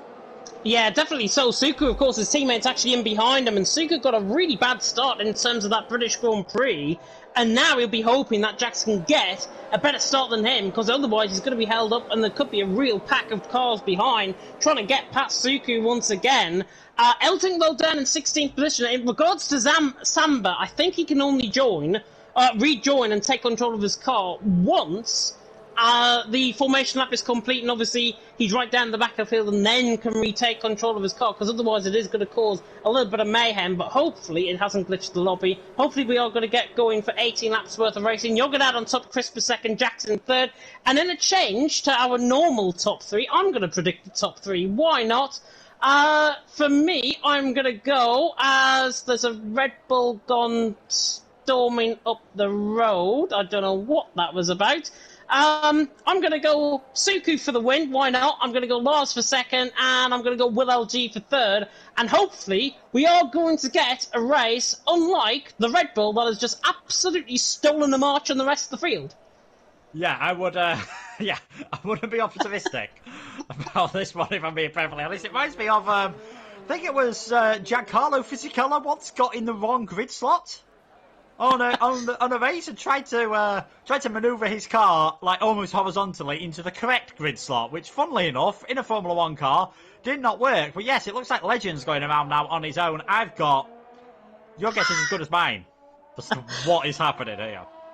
Well, that's what you're seeing, everyone. That is Legend going around on track in the Red Bull. Predicted pit stop strategy is lap 9 to 17. From a set of mediums to a set of soft compound tyres, I would imagine around lap 10 is when the guys will start to pit in onto that set of soft compound tyres. Hopefully the AI and the coding actually works within this game. It looks now as if he's in that AI mode. So hopefully Legend is going to now rejoin. We pray, please pray, that we are going to be having Legend rejoin on the back of the grid. I think he is. He's only done an extra lap out on track. Hopefully, it doesn't get counted as him being a lap ahead of the rest of the field. Absolutely unbelievable. But Yogurt leading the way, Christopher second, Jackson third, of course, off the start. And hopefully, this is take 2 for the Austrian Grand Prix. Goodness me, we had a little bit of fun there with Legend going around out on track. But the 5 red lights, hopefully, are going to be going out, and they are. So the 5 red lights are going out here in Austria for race number 2. And it's lights down, away we go. And Jack slept off the start, and Suku also slept on the start. And Yogurt leads the way down in towards turn 1. Christmas there in second, and Suku tries to go all the way around the outside of his teammate. Was 3 wide, couldn't cross the grass. And actually, one of the Aston Martins get completely out of shape. That's Jack's going down the field. So Suku now through, and he's into third. But Christmas now chasing down Yogurt on the run up in towards the hairpin at Remus. Can he get the move done? Down the inside line, Ferrari against Mercedes, and the Mercedes just about hangs on. Samba has left the session once again. Didn't think he could take control of his car. Christmas now, though, on the back of Yogurt, running down in towards turn number 4. Is he going to get the move done? Not quite. Everyone in behind, filtering down nicely. Lars dives it down the inside line of Rudy, and Rudy now tries to switch it back underneath him through turn 5, and then towards turn 6. Yogurt leads the way. Christmas in second. Rudy still trying to go all the way around the outside. Samba's rejoined the session. Rudy gets forced off track, and he's going to lose a whole host of positions, maybe 1, 2, 3 positions. But luckily, he's only lost, I think, 2, with City Sly Guy now going side by side up the hill. It's Yogurt, though, that leads the way. Christmas in second, Suku in third. What a crazy start to that lap that was. Yeah, it was. We made you guys waiting for it, but I'd say it was definitely worth the wait at this moment in time. Yogurt trying to get away at the moment. Obviously, they're all trying to break away and break that 1 second window at this moment in time as Altic sends it down the inside of Sly Guy and Rudy. I think outbreaks himself ever so slightly. And now Rudy's trying to go side by side here with Altic coming up the hill. Red Bull versus the McLaren. And then you've got a Haas in the background. ELT there with the Alpine going 3 wide into turn number 3. Someone has to give up, and I think in the end it was Rudy just getting it absolutely bang on the brakes. That worked out well for him. He is up into 9th. How on earth they went 3 wide in towards turn 3 and come out very clean, I do not know how that happened. Silly Sligo, though, waltzes around the outside of Snipes. He's on that set of medium compound tyres. Of course, as Snipes to the ERT man now through, and he's into 11. CC Brain and Legend going side by side as well. Further down the field, Legend, of course, is still in his car. He has taken control of his car, so he is a human out on track at least. And CC Brain through, and he's into 14th. I think we saw a move as well. Jax, I think, retook past Marlon, so he's through, and he's into 7th position. But on settling down, Yogurt leading the way, but he's getting under pressure now from Christmas. Suku was all the way sideways coming out the final corner. Now the Ferrari right on the back of Mercedes coming in towards turn 1. Mars sits the fastest up the race with a 105.7, but Yogurt leading the way. DRS is now enabled on this lap, and Christmas are going to say absolutely goodbye to Yogurt. Goes through into the lead of the race, so Christmas through, and he's into the lead. Further down the field, I don't think we're getting any more side by side. Shane looking quite close on the back of Sam Gamer, but Christmas leading the way. Yogurt in second, Suku in third, and Legend looks like he is decent completely. I think he is in 14th or 15th position behind CC Brain. Yeah, but I feel like this is going to cause a few issues, but he is quite a long way down at the back of the field. Hopefully the other drivers are at least aware of his car, but yeah, it is what it is, unfortunately. Not a lot we can do about it at this moment in time. Again, that Shazoo car that started on the older set of mediums in the top 10, struggling at the start of this race. I think that extra formation lap obviously allowed everyone's tyres to cool down, and if you're on an older set of tyres and a harder set of tyres, you're the one that's unfortunately going to get impacted the most. And Jack's down there in 7th place at the moment. Christmas gets a penalty. I was about to say he's pushing hard to try and break a 1 second window, and you can see that he's flying away at this moment in time as Rudy into the pits.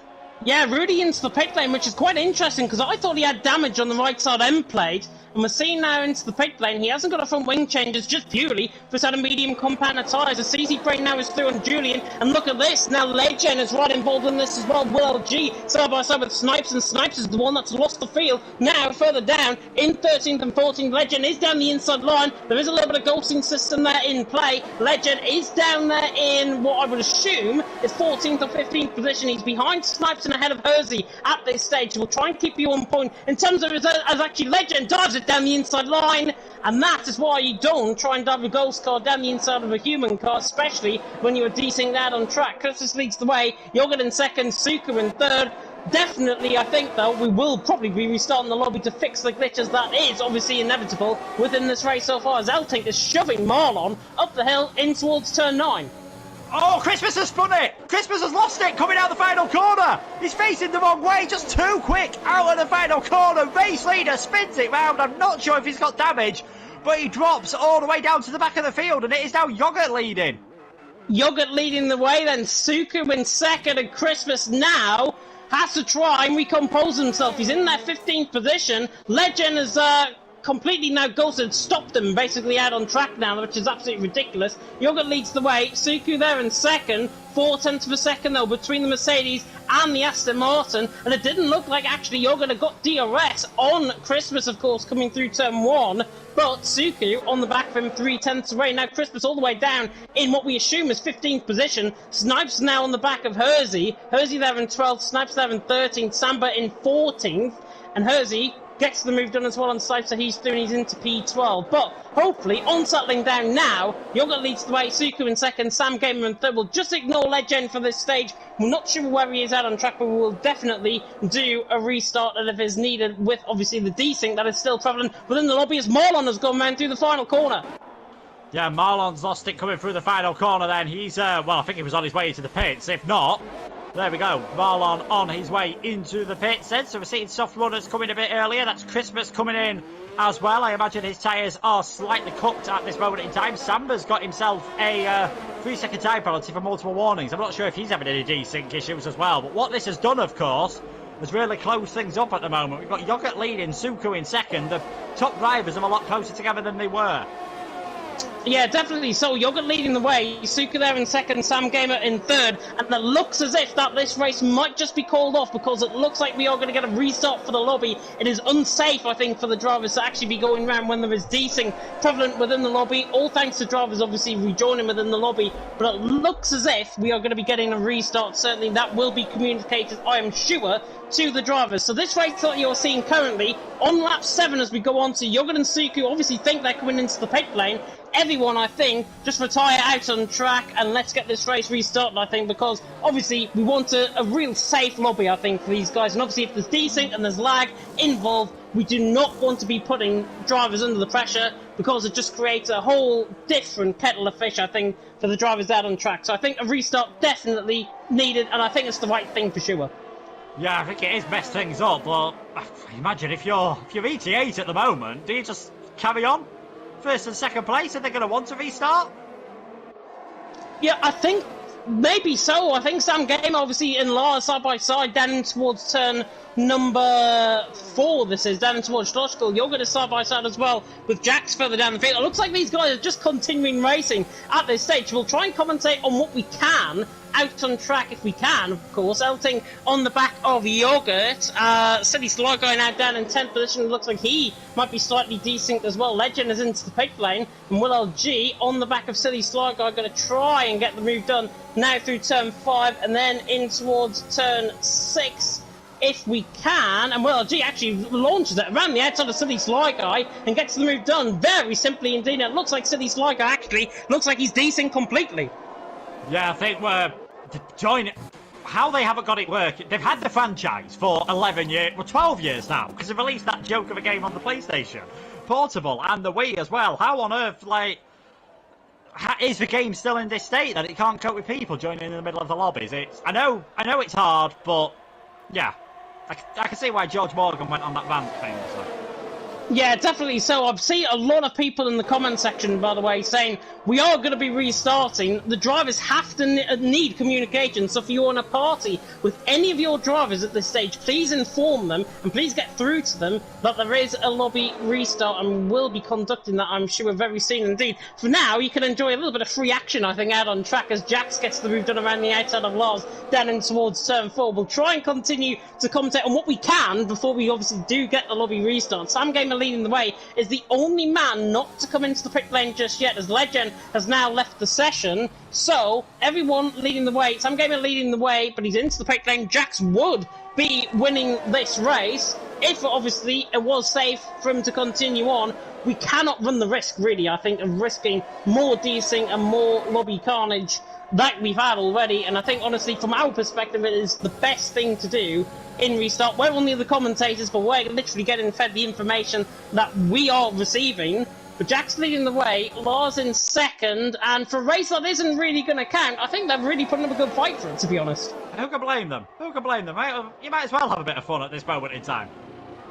You may as well. I think they're pretty much keen, I think, on trying to keep this race going for for his own sponsor, because there's quite a few fights out on track as well. Legend, we don't know where he is out on track, but Jack's now on the back. Yogurt down the inside line on Lars, and Lars actually cuts him up slightly, and now Eltinger's trying to get involved in this fight as well, but Jack's leading the way. Lars now in second, Yogurt in third, and honestly, it's commentating over a fake race, I think, at this stage. But Jack's leading the way, Lars in second, Yogurt in third. I can see my co-commentator has now left the lobby, so we are going to be restarting the lobby, and that is for sure, and everyone now will obviously filter in to that new lobby. So it means that two Northerners can start rambling on again, and I sincerely apologise to every single one of you. I know how frustrating this is.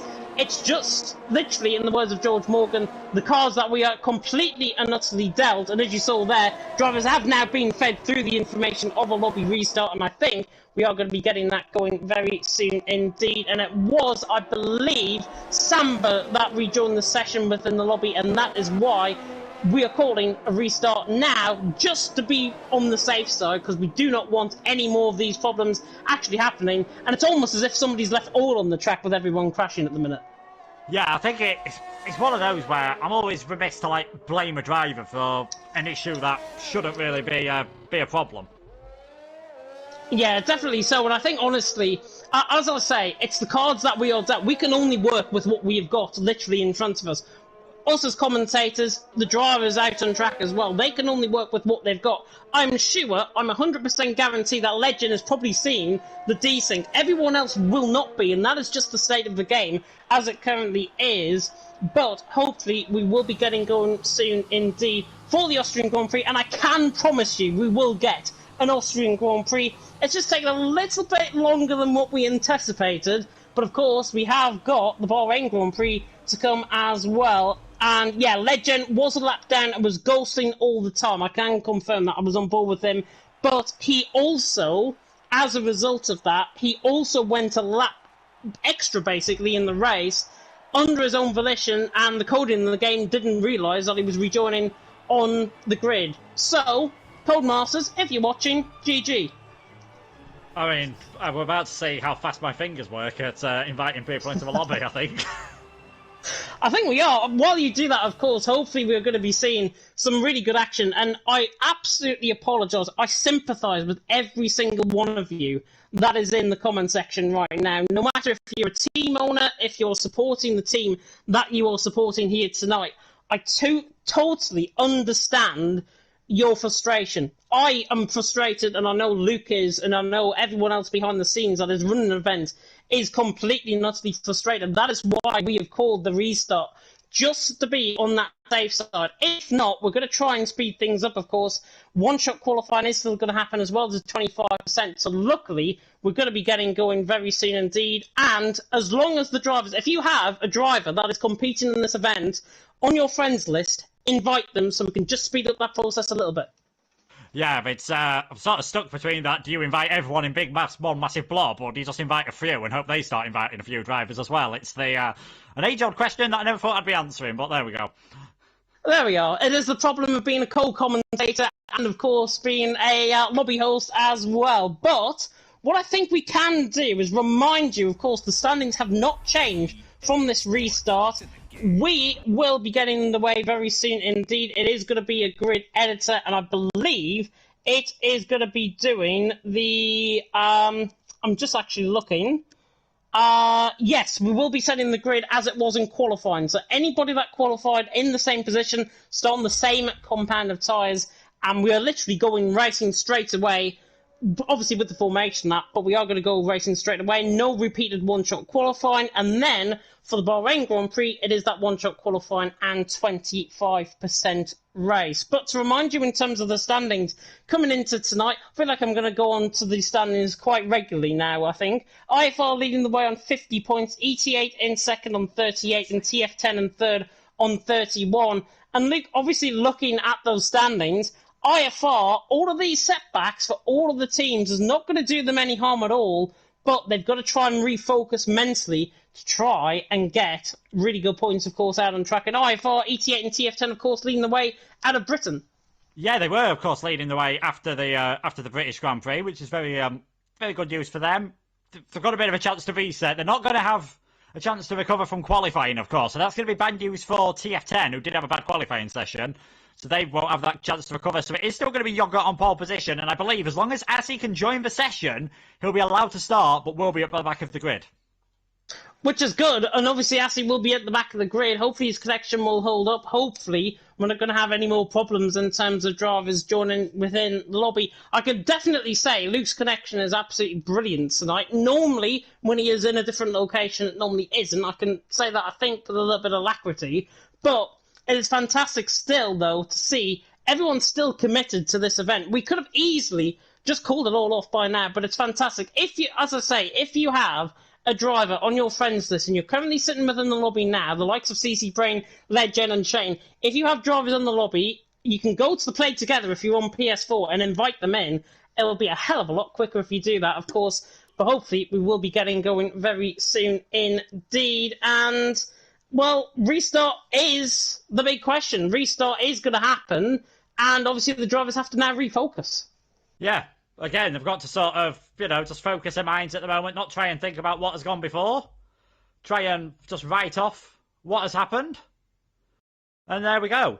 That, they've got to try and think about that. It's an important point, of course, that they'll be on the same tyres as what they are on at the start of the race. So that means for Jax, he's going to get a second opportunity to start, I believe it was third place on that set of the medium tyres. So he might get a second opportunity. Hopefully we don't get a second formation lap thing happening as well. Hopefully we don't. Hopefully everyone does complete the regulated laps, I should say, in terms of the formation lap. But as I've just said in the comment section, it is really just the joys of the game, I think. These are glitches that have been prevalent within the game for months, literally since release. And Codemasters have not done a single thing about it. It's as simple as that. I share the frustration of all the drivers here tonight. I share the frustration of everyone behind the scenes, including us as commentators, in how we are having to restart this for a second time. We shouldn't have to do this. If Codemasters made a game that was absolutely sufficient enough for it to be online, they should really focus on the priorities of the game, either on an online multiplayer, rather than focus on silly little things like career mode.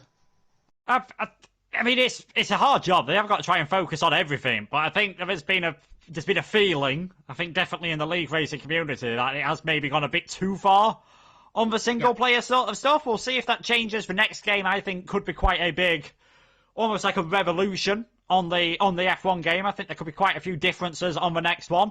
We'll just have to wait and see. It is frustrating, of course. It's the same with all these events as well. You've got people coming from around the world, different internet connections, different things happening, different, some people, of course, they've got they're living in a nice own place. Some people are still in their parents' bedroom. And, that means the internet's not always going to be the best if there's other people in the house using it. Some of them are even at uni, so you're relying on shared internet from that. So, stuff happens. Again, I want to say something else happens, but I can't because I'm commentating. But, yeah, I think we all know. Yeah, stuff happens, I think. So, I think anything that's out of our control just happens, I think. But hopefully we are in a position to restart very soon indeed. I can literally see 18 drivers now within the lobby, and I thank everyone for inviting everyone back into the lobby, which I think is fantastic. It just comes to show the real spirit that we do have of getting this event back underway. And hopefully, as I say, we are going to get going for the Austrian Grand Prix. The final two drivers have just joined, which means we shouldn't be too far away for the Austrian Grand Prix, i.e. take two, around a 4.3 kilometre circuit, 2.6 miles, of course, 10 turns awaiting the guys out on track, 3D rest zones, plenty of overtaking, and hopefully we're finally going to get the race underway. Yeah, hopefully we will not be too far away as I try to get up the final bits of the grid. This is for the joys, of course, of setting up the random grid, but I can tell you it's nearly there. We should not be too far away. Yeah, Thomas McIver in the comment section, I think, really putting the nail on the head there. It might be over by midnight at this stage. I think it will be. It will definitely be over by midnight. I can guarantee you that. We will go above hell and high water to try and finish this event tonight. But a big GG to everyone for trying to keep the event going. Of course, we are literally getting fed information. Us as commentators, we're literally getting fed information as when is necessary. We literally work through everything on Discord. We've got a PS4 party, of course, for commentary. And hopefully you are still sticking by us. I can see 31 of you tuning in. And to every single one of you that is tuning in, no matter what team you are supporting, and no matter if you are here for the first time, or maybe even for your 5th, 6th, 7th time here on League Racing TV, welcome along. I can only apologise for what is going on. It is just the cards that we are dealt in front of us. But, as I say, and as Luke said, hopefully we'll be getting going very soon indeed for the Austrian Grand Prix, and then hopefully we might be going at midnight for Bahrain, and then finishing around 1 o'clock in the morning in Bahrain. Yeah, that sounds about right. I think, to be perfectly honest, grid is ready. I can tell you that. So let's try and get this race going. Just adds that extra bit of tension now. Yep, everyone can now ready up if you are listening to the stream. And hopefully that is now the call for everyone to get ready up, and hopefully we can get this event underway once again for the Austrian Grand Prix. Just as a reminder, of course, these drivers and these teams are on the line in terms of the prize money as well. First place, of course, picking up £100. Second place, £50. And third place, picking up £25 as well. So not only with that added point system, with everyone scoring down to 19th position, getting at least 1 point, prize money, of course, available for the top 3 teams. And currently, if the event was to end now, it will be IFR taking first, ET8 second, and TF10 in third. But 2 races to go. We're about to get back underway. 18 laps of the Austrian Grand Prix about to begin. And hopefully, we can breathe a sigh of relief. Hopefully. I mean, I'm just trying to... I think this has actually set a record. I've never done a stream before where we've gone 50 minutes between the 2 races. But I know how they felt, Croft and Bundle felt at the Belgian Grand Prix now, when it was completely out of their control, of course. And you're just wondering when on earth things are going to start. I always remember 2011 at Canada. That's always the one I remember. Sitting there, just finishing the GCSEs, listening to Brundle and Coulthard talking about red-shouldered birds and whether birds actually have shoulders. We've not quite got to that level of nonsense and rambling on, but touch wood, hopefully we won't have to. Well, I will give you a fun fact about Austria while we are waiting and try and take the Brundle and Coulthard essence. Did you know, everyone, that Austria is actually made up of 73% of mountainous range? Because of the Austrian Alps, of course. I mean, if Kieran McGinley was here, he'd absolutely kill me if I said the hells are alive with the sound of horsepower, but he's not here, so there we go. You've said it now, though. You've dug yourself right in the hole, I think, with that. But hopefully, as I say, we're going to transition to the formation lap, unless we're going to get another 30-second countdown, which I think we might. It's literally like sitting at the TV screen waiting for something to happen, and it's not going to happen. And I really don't know what's happening now. The 30-second countdown has started, so everyone now beginning to get that setups on. And of course, Luke, everyone, of course, has to start on their same compound of tyre, what they were going to start the first race on. Yeah, top 10 do have to start on the same compound of tyre. Advantage they've got now, though, of course, is it's a fresh compound of tyres. It is not a worn compound of tyres, so that is going to go well. It is going to go well, definitely, and it creates that even playing field, I think, even more, what we were speaking about early on, and hopefully we're going to be getting going very soon indeed. QRT getting some support in the comments section, and for the second time, the formation up has now begun. So let me run you through then the telemetry and everything. And in fact, I'll get up the tyres that everyone is on. And in fact, everyone is starting on exactly the same compounded tyre as what they would have done in the first race. Eltink, of course, on that sort of soft compounded tyres further down the field. Everyone else was on a set of mediums. And everyone now on an even playing field, which means I think drivers can probably go a little bit longer into their stint, especially if you're in the top 10. Yeah, you will be able to go that slightly bit longer in the top 10, so that might just work probably actually slightly against Jax ever so slightly, because he's got a fresher set of medium tyres. Everyone else on a fresh set of softs. I think we'll be expecting, maybe judging by the last race, we should expect maybe around about lap 8 or lap 9, as Sam's now been disqualified from the session, and it's his teammate as well, I think, Lars, that are both down there. So ETA are in a good place in the championship. They're going to have a very cold set of soft tyres. They are going to have a cold set of soft compounded tyre, and there is the predicted pit stop strategy, lap 9 to 17, from a set of medium compounded tyres to a set of softs. I don't think this game knows what yogurt tyres are actually on. He's on a set of soft compounded tyre, so we should be expecting drivers to pit in I would say around about lap 5, lap 6 in terms of how they were looking. And if it was anything to go by in the first race, we were seeing drivers begin to pit in and try and get the undercut around here. Because, Luke, the undercut is absolutely potent.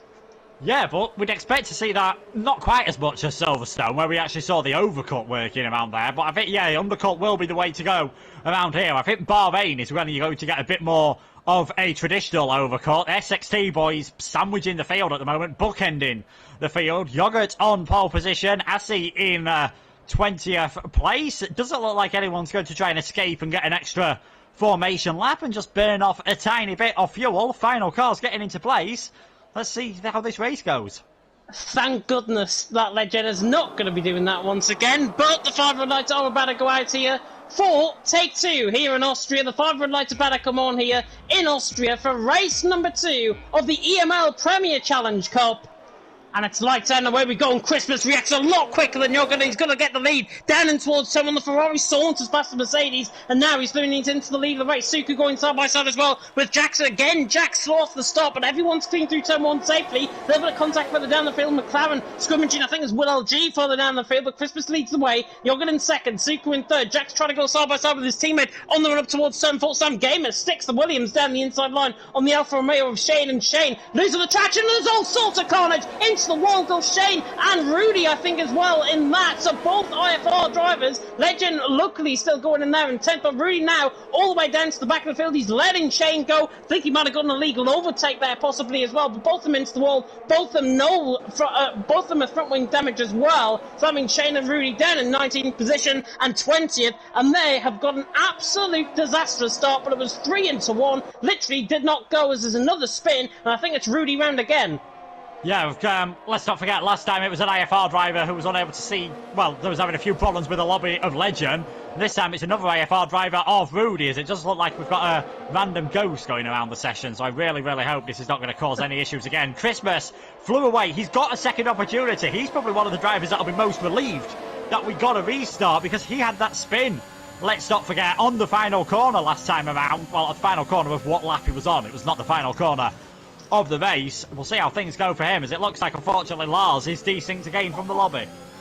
Oh no, we'll try and pick up on what position he's actually in if we can. I think Lars was around midway down the field, maybe behind Sandra and Micheletti, around that sort of area. There is that Dulce in sector 2, just the yellow flags. It's exactly what we get dealt though in front. Christmas leads the way, Yogurt in second, Suka there in third, Jackson in fourth. He's on the set of medium compounded tyres. Top 6 have actually pulled away. Lars, by the way, is running in 7th position. He is ahead of Marlon at this stage. There is Marlon, just for proof. Lars is ahead of him. So Lars in 7th position at this stage, and we'll try and focus on where he is out on track. There was another yellow flag in sector 2. We'll just ignore them now for now, though. Christmas though leading the way. Jürgen in second, and Jürgen fastest up the race, 105.4. DRS now enabled this time around, and now coming through turn 1 once again. A little bit of sideways slip there from Jürgen, just getting caught sideways coming out of turn 1. Now up through the hill, through left-hander of turn 2, and then in towards Remus at turn 3. Looks to the inside line, but the SXC man is not going to get the move done. Somebody that might, though, Sam Gamer absolutely launched it down the inside line, went way too late on the brakes, and now Jax is going to saunter on by once again.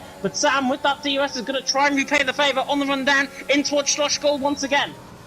Yeah, trying to go all the way around the outside here. Bassam really desperate on the brakes here. He's putting a lot of stress into those front tyres. I'm surprised we've not seen more lockups from him, but he's getting away with it now. He's in 5th place. Jax, I know he's from Australia, so his connection may be a bit more all over the place by some of the others, but a bit of a shame for Sam that he wasn't able to get that move done. Jax is doing a good job on this set of medium tyres. He's getting them to last well.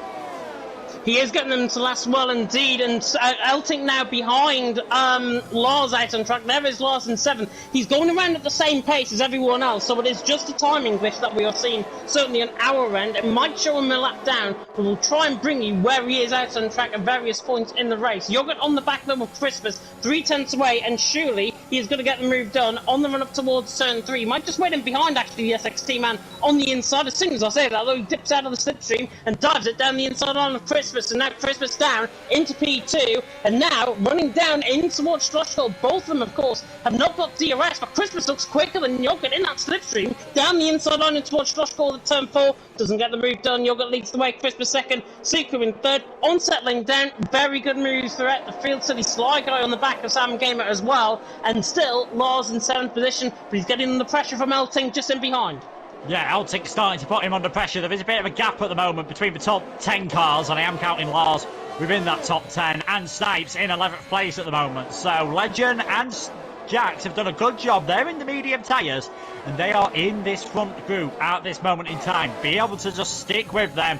Be on the softs at the end of the race, which should be the quicker tyres. Further down the field, Shane has got ahead of Rudy. It's really not gone well for Rudy in this race at the moment in time. He is in last. It does not look like that's the stand at the moment. You've got to say it's still looking pretty good for ETA, even though their drivers are in 5th and 7th at the moment. Sam was really close to overtaking Jax earlier, has been unable to do so as Christmas thinks about a move on Yogurt. Thinks better of it in the end, as I think Jax went slightly deep there.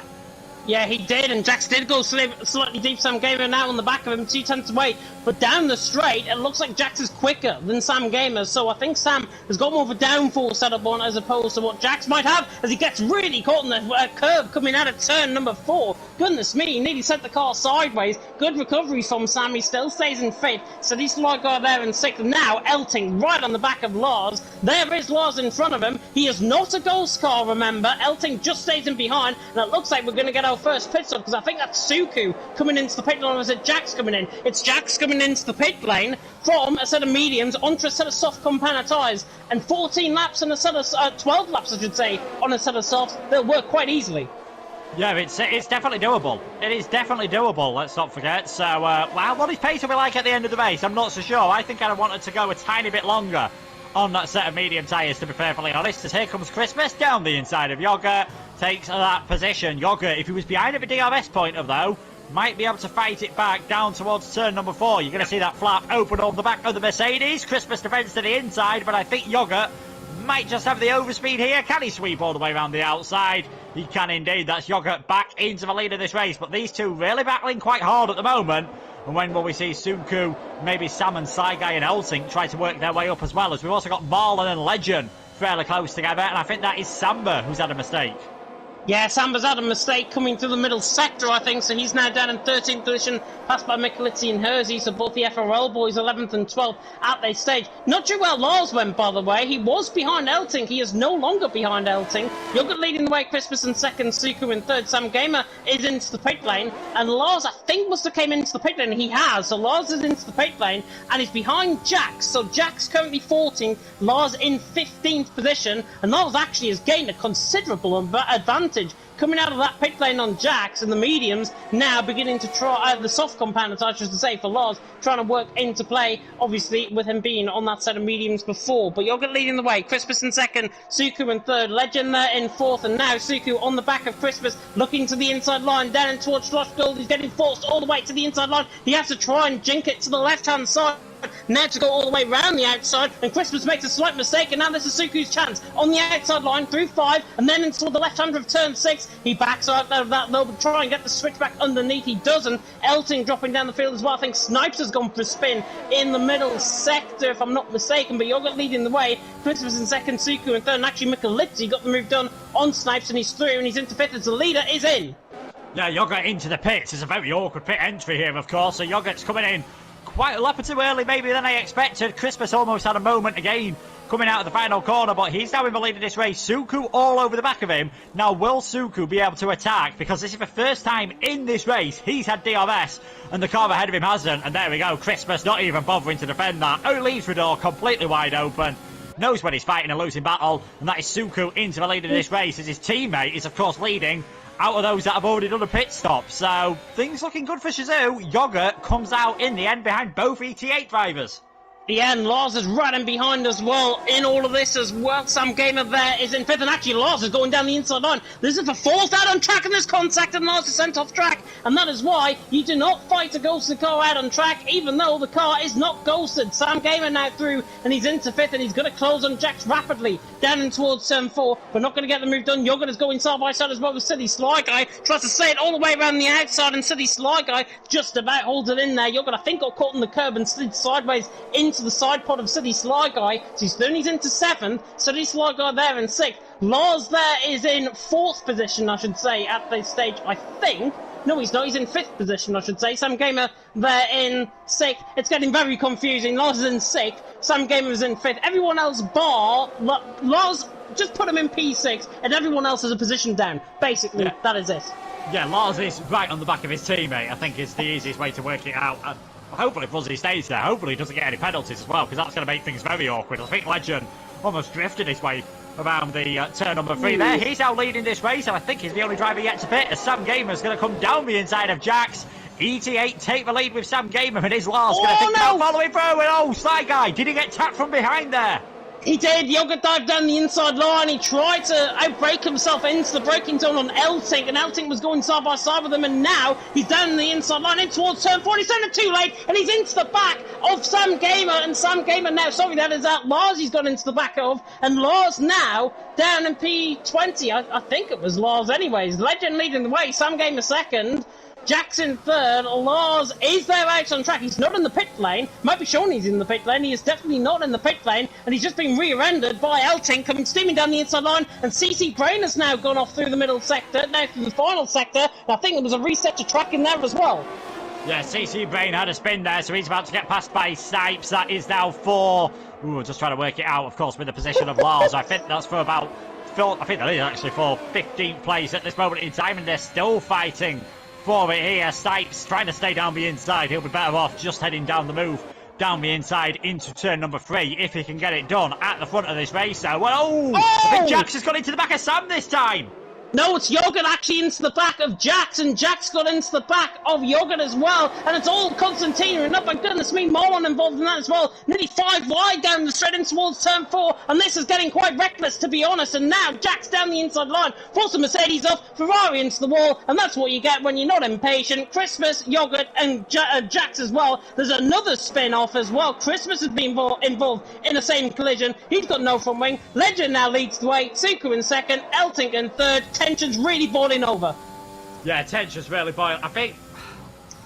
Yeah, I'm not quite sure what is happening, to be perfectly honest, at this moment in time. Suku's leading the race. I think it's that just the ghost car causing issues. And then, you know, just...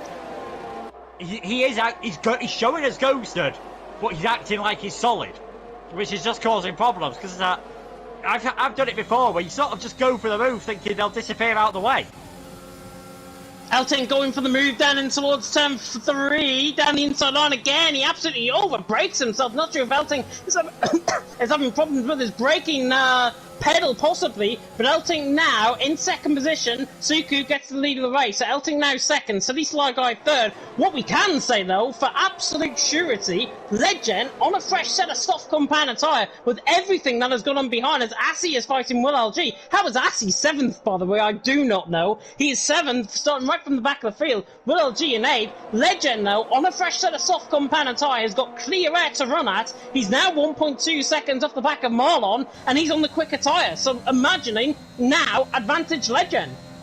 Yeah, but he's in a really good situation all of a sudden here. He's doing quite well at this moment in time, his Legend. So yeah, in 6th place at the moment, might be able to work his way up. Sly Guy's got himself up there as well, so he's doing pretty well in 3rd place. Suku, though, with those fresher medium tyres than the drivers behind him, I think he's got a pretty good chance at this moment in time, especially because I've just noticed red light is flashing on the back of Eltink's car. He is on less than 10%.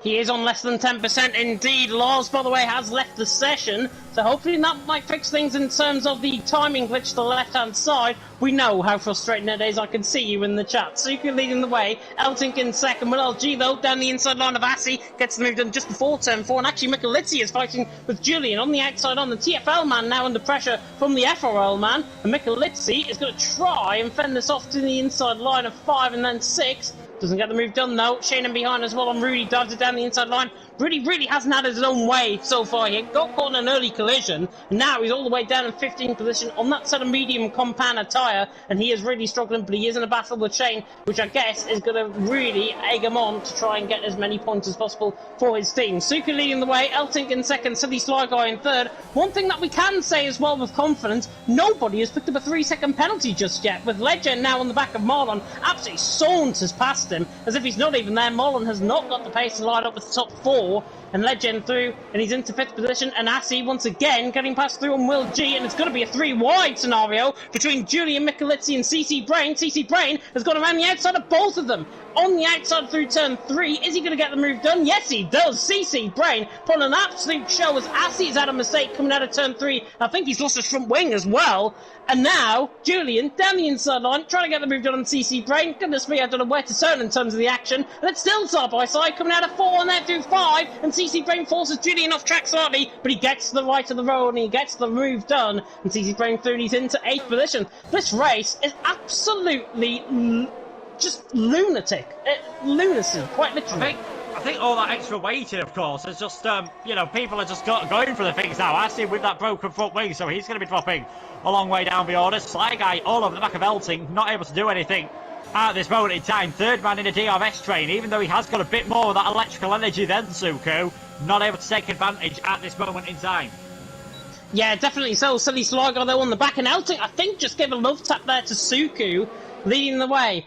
Lap 14 out of 18, Asi into the pit lane. We don't know where Lars is at on track. Do we care about him? I think no, because he is a ghost car now fully. Legend on the back of Sam Gamer. This is for the battle for the lead of the race, basically. And Legend on the inside line now of 4, then through 5, and then into the left-hander of turn 6 as Samba is retired out of the session through the first sector. Won't deploy safety car, and Legend absolutely sent that down the inside line. What a switchback that is by Legend. Through, and he's into P4. He acted as if the car was not even there. It was there, and Legend is through, and he's into P4, and that is the best move of the event so far.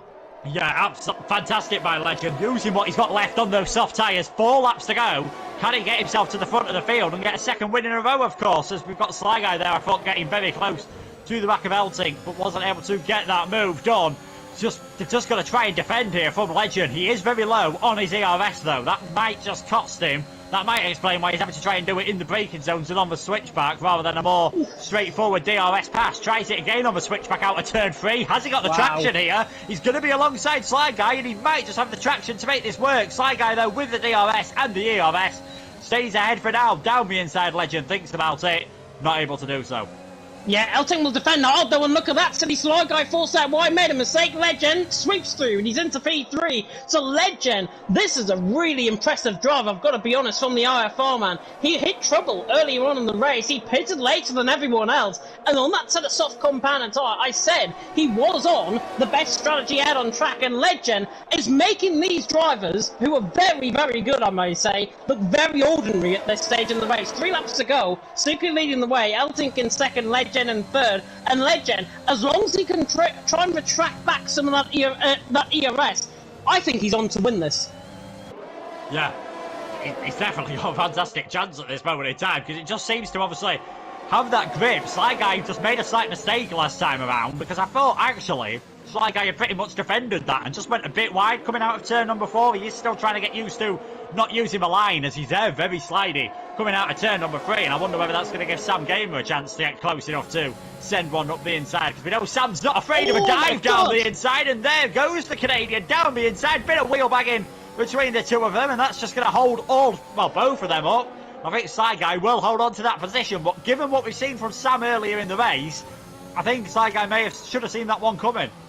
Yeah, elbows are out now, I think, between the Canadian and the Brits. At least Sly Guy 4th, Sam Gamer now 5th, and both of them got interlocked in terms of their wheels. That's why they lost a second there. They got interlocked in terms of their wheels, and that is why they've lost so much time. 4th and 5th position, and there was a little bit of hand of rage there from Sam's driver. He did get the move done but he's back down in P5. Suku leading the way, Eltink in second, Legend in third. I feel very sorry for our graphics man, who was also having to do the driver's standings and the team standings tonight. It is literally impossible, I think, to commentate on what is even going on in this race, but Sam Gamer has absolutely sauntered past City Sly Guy, didn't get the DRS out of turn 1, and he's now third and he's into P4. So Sam, can he try and close up on the front 3? Because I think the front 3, final lap of the race, are going to get battling quite hard, as Lars now, I can say with confidence, is a lap down and he's about to get lapped. Oh, Eltink has lost it! Eltink's off! Eltink loses it coming out of turn 3 to reset the track as well, coming out of turn 4, I should say. And Eltink now in a really good shout for a possible podium position. And to coin the phrase, he's bottled it. Yeah, just, I don't know whether there was contact there, maybe with Legend or something, didn't see any, or whether Eltink's just lost it, but now he's dropping down the order quite severely. Don't know whether he's got any damage, but I don't think he hit the wall there. I think he managed to keep it out of the wall, but maybe just pride bruised ever so slightly. And now Legend all over the back of Suku on the final lap of the race. I think we might be calling it at the end of this one because of the issues, unfortunately. Legend's not got any ERS though. He's going to have to go for a real dive bomb here with Ricardo-esque send in the Red Bull if he wants to take the victory. It'll be turn 4. If he gets the traction off here, it will be turn 4. Suku leading the way. Legend in second. He's got to use up every ounce of energy. Sam Gamer is out of the race. Sam Gamer has retired out of the race. And he has lost it out on track. I don't know where he's lost it out on track. I can't see the car. Eltink now, Marlon, and Sam Gamer's actually retired out on track. So Sam Gamer has retired out on track, and Eltink dives it down the inside of Marlon. Gets the move done into 4th. Legend, by the way, did not get the move done for Suku for the race lead. But Marlon fights back on the Dutchman, and the Dutchman tries to force the issue once again down the inside line. A little bit of dirty tactics, I've got to be honest, from Eltink here. Marlon gets through, but it's a push to pass. He has to let him back through. Suku ran the final corner though to win here in Austria. Suku wins. Legend in second, another lap. Legend might have got him. Sunny Sly Guy in third. And in the end, Eltink runs massively wide coming out the final corner. He's going to cross the line in 4th. In the end, TF10 4th and 5th. Will LG in 5th there. Marlon in 6th. CC Brain in 7th. Julian in 8th. Mikulitzi in 9th. Hersey there rounding off the top 10. Shane, Rudy, Jack Snipes, Assy, Yogurt and Christmas still all to finish. Lars, by the way, was a lap down, so he got lapped by, I think, everyone in the end out on track and finish right down at the back of the field. But Suku won, Legend in second, City Sly Guy in third. Finally, we got there. We got there. Great job by Suku, just making it work there from 4th place. And it just seemed like the other drivers around him fell apart, and there was that massive incident. Still not quite sure what caused it, whether it was Lars ghosting or something, but there was a big incident in the middle of all that. There was a big incident and all of that, and we're just seeing, or I'm just getting I'm just getting information through now. I think, personally, this might be the final race of tonight for the event. Whether or not we're going to call it off right now or finish the Austrian Grand Prix, really, it's up to the drivers, I think. It's up to the drivers' discretion. I think after that Austrian race, I know we're getting tired, but I'd probably be up for another one. I mean, I could easily manage another one at some point. I think it's just, for whatever reason, I mean, I know there was issues on Xbox tonight with their servers, and whether there's been a similar issue on this, but for some reason, things just seem more buggy than usual, and I think that has contributed to some of the crashes that we've seen. They did do maintenance early on in the day, which I think might just account for that. I saw, obviously, a tweet. I think the maintenance took a lot longer than expected as well on all platforms, so that might be the reason why. But Suku out on top, Legend in second, City Sly Guy in third. We'll try and run through the provisional point standings if we can at the end of this. Eltink in fourth, TF10 Will G in fifth, Marlon in sixth, CC Brain in seventh, Julian in eighth, Mikulitzi in ninth, and Hersey ran off the top 10. Good showing actually from the FRL boys, I've got to say, in that race. Shane in 11th with Rudy in 12th, Snipes in 13th, Assy in 14th. From 20th on the grid, I looked a lot better compared to what he was in the race. Jackson 15th, Yogurt in 16th, Christmas in 17th. Sam Gamer finished right down the back of the field, of course. Doesn't count within the result. He retired for whatever reason on the final lap. lap of the race. Do not know what happened. Samba and Lars, both the ERT man and the ET8 man, of course, DNFing out of the race along with Sam Gamer. But Suku out on top, Legend in second, City Sly Guy in third. And we wait for confirmation on whether this race will be called off or not for the Bahrain Grand Prix. Yeah, we're just waiting to hear about that. Again, I can only apologise, guys. It's frustrating for us. I know it's frustrating for you guys watching. It's definitely frustrating for the drivers as well. Yeah, I mean, people are wanting us to finish. People are also wanting the race to not count. I can say, Tom's saying he wants to redo the whole event. We are going to have a big discussion about it. I can guarantee you that every single team will be involved in that. I know us as commentators, I'm sure we will be involved in that discussion as well. And it's literally what we got dealt in front of us. We can only apologise for having a game that physically cannot run 20 drivers on an online lobby, all of them being friends to one another. I cannot make head and tail of it, and why an online session like this would not work. If it wasn't a repurposed game from F1 2018, then it might be completely different. But with drivers leaving, it looks as if, I think, both Austria and Bahrain have been postponed? I think that's so. What I'm reading. I think so. That is what I'm reading at the moment. We will try and get this information to you as soon as possible. But yeah, I think as we said, for whatever reason, there's just been the first lobby. First thing ran really smoothly, and then the issues started coming in. Drivers weren't able to rejoin. We tried restarting the lobby. I think in hindsight, that's where the issue started for whatever reason. Yeah, in hindsight, I think hindsight is a brilliant thing sometimes. But honestly, we put so much work into this event. The qualifying last week ran completely without a hitch, with Storm and Parai obviously taking you through that one. And I can only apologise for what we have been dealt in front of us. We can only work with what we have got. I'm completely frustrated, I think, at how the game actually is. I know, Luke, you are as well, and I know everyone else, drivers, teams alike, are going to be very frustrated at us not getting our initial 3 races finished. And it looks like we are going to have a double round next week, because even the Austrian Grand Prix, these results, Suku, Legend, City Sly Guy, first, second and third, looks like it doesn't count either. So, Austria and Bahrain for next week, the results for Britain will stand, which I think we can say now with confidence. IFR will lead into next week, ET8 in second, TF10 in third, but hopefully, without any server issues and without any online maintenance, which takes nothing short of half an hour, hopefully we're going to be getting going next week for 2 races. Yeah, well, I think that's what it's got to be now, because as soon as the message came out, I mean, we were commentating at the time, so we didn't see it. The message came through halfway through the race, and as soon as, I mean, I feel sorry for Suku, Legend, Sly Guy, all those towards the front, because they obviously kept going on because they thought everything was counting. Other drivers will say, well, you can't say it counts now because we believed it had been cancelled. It's a tough situation that we shouldn't have to be in. But, yeah, tough decisions have to be made at times. Tough decisions do have to be made at times, and I can only apologise once again. I know we've said it every single, probably the last 5 minutes of the stream, we've been full of apologies. We can only apologise for what we are literally dealt in front of us. It's as simple as that.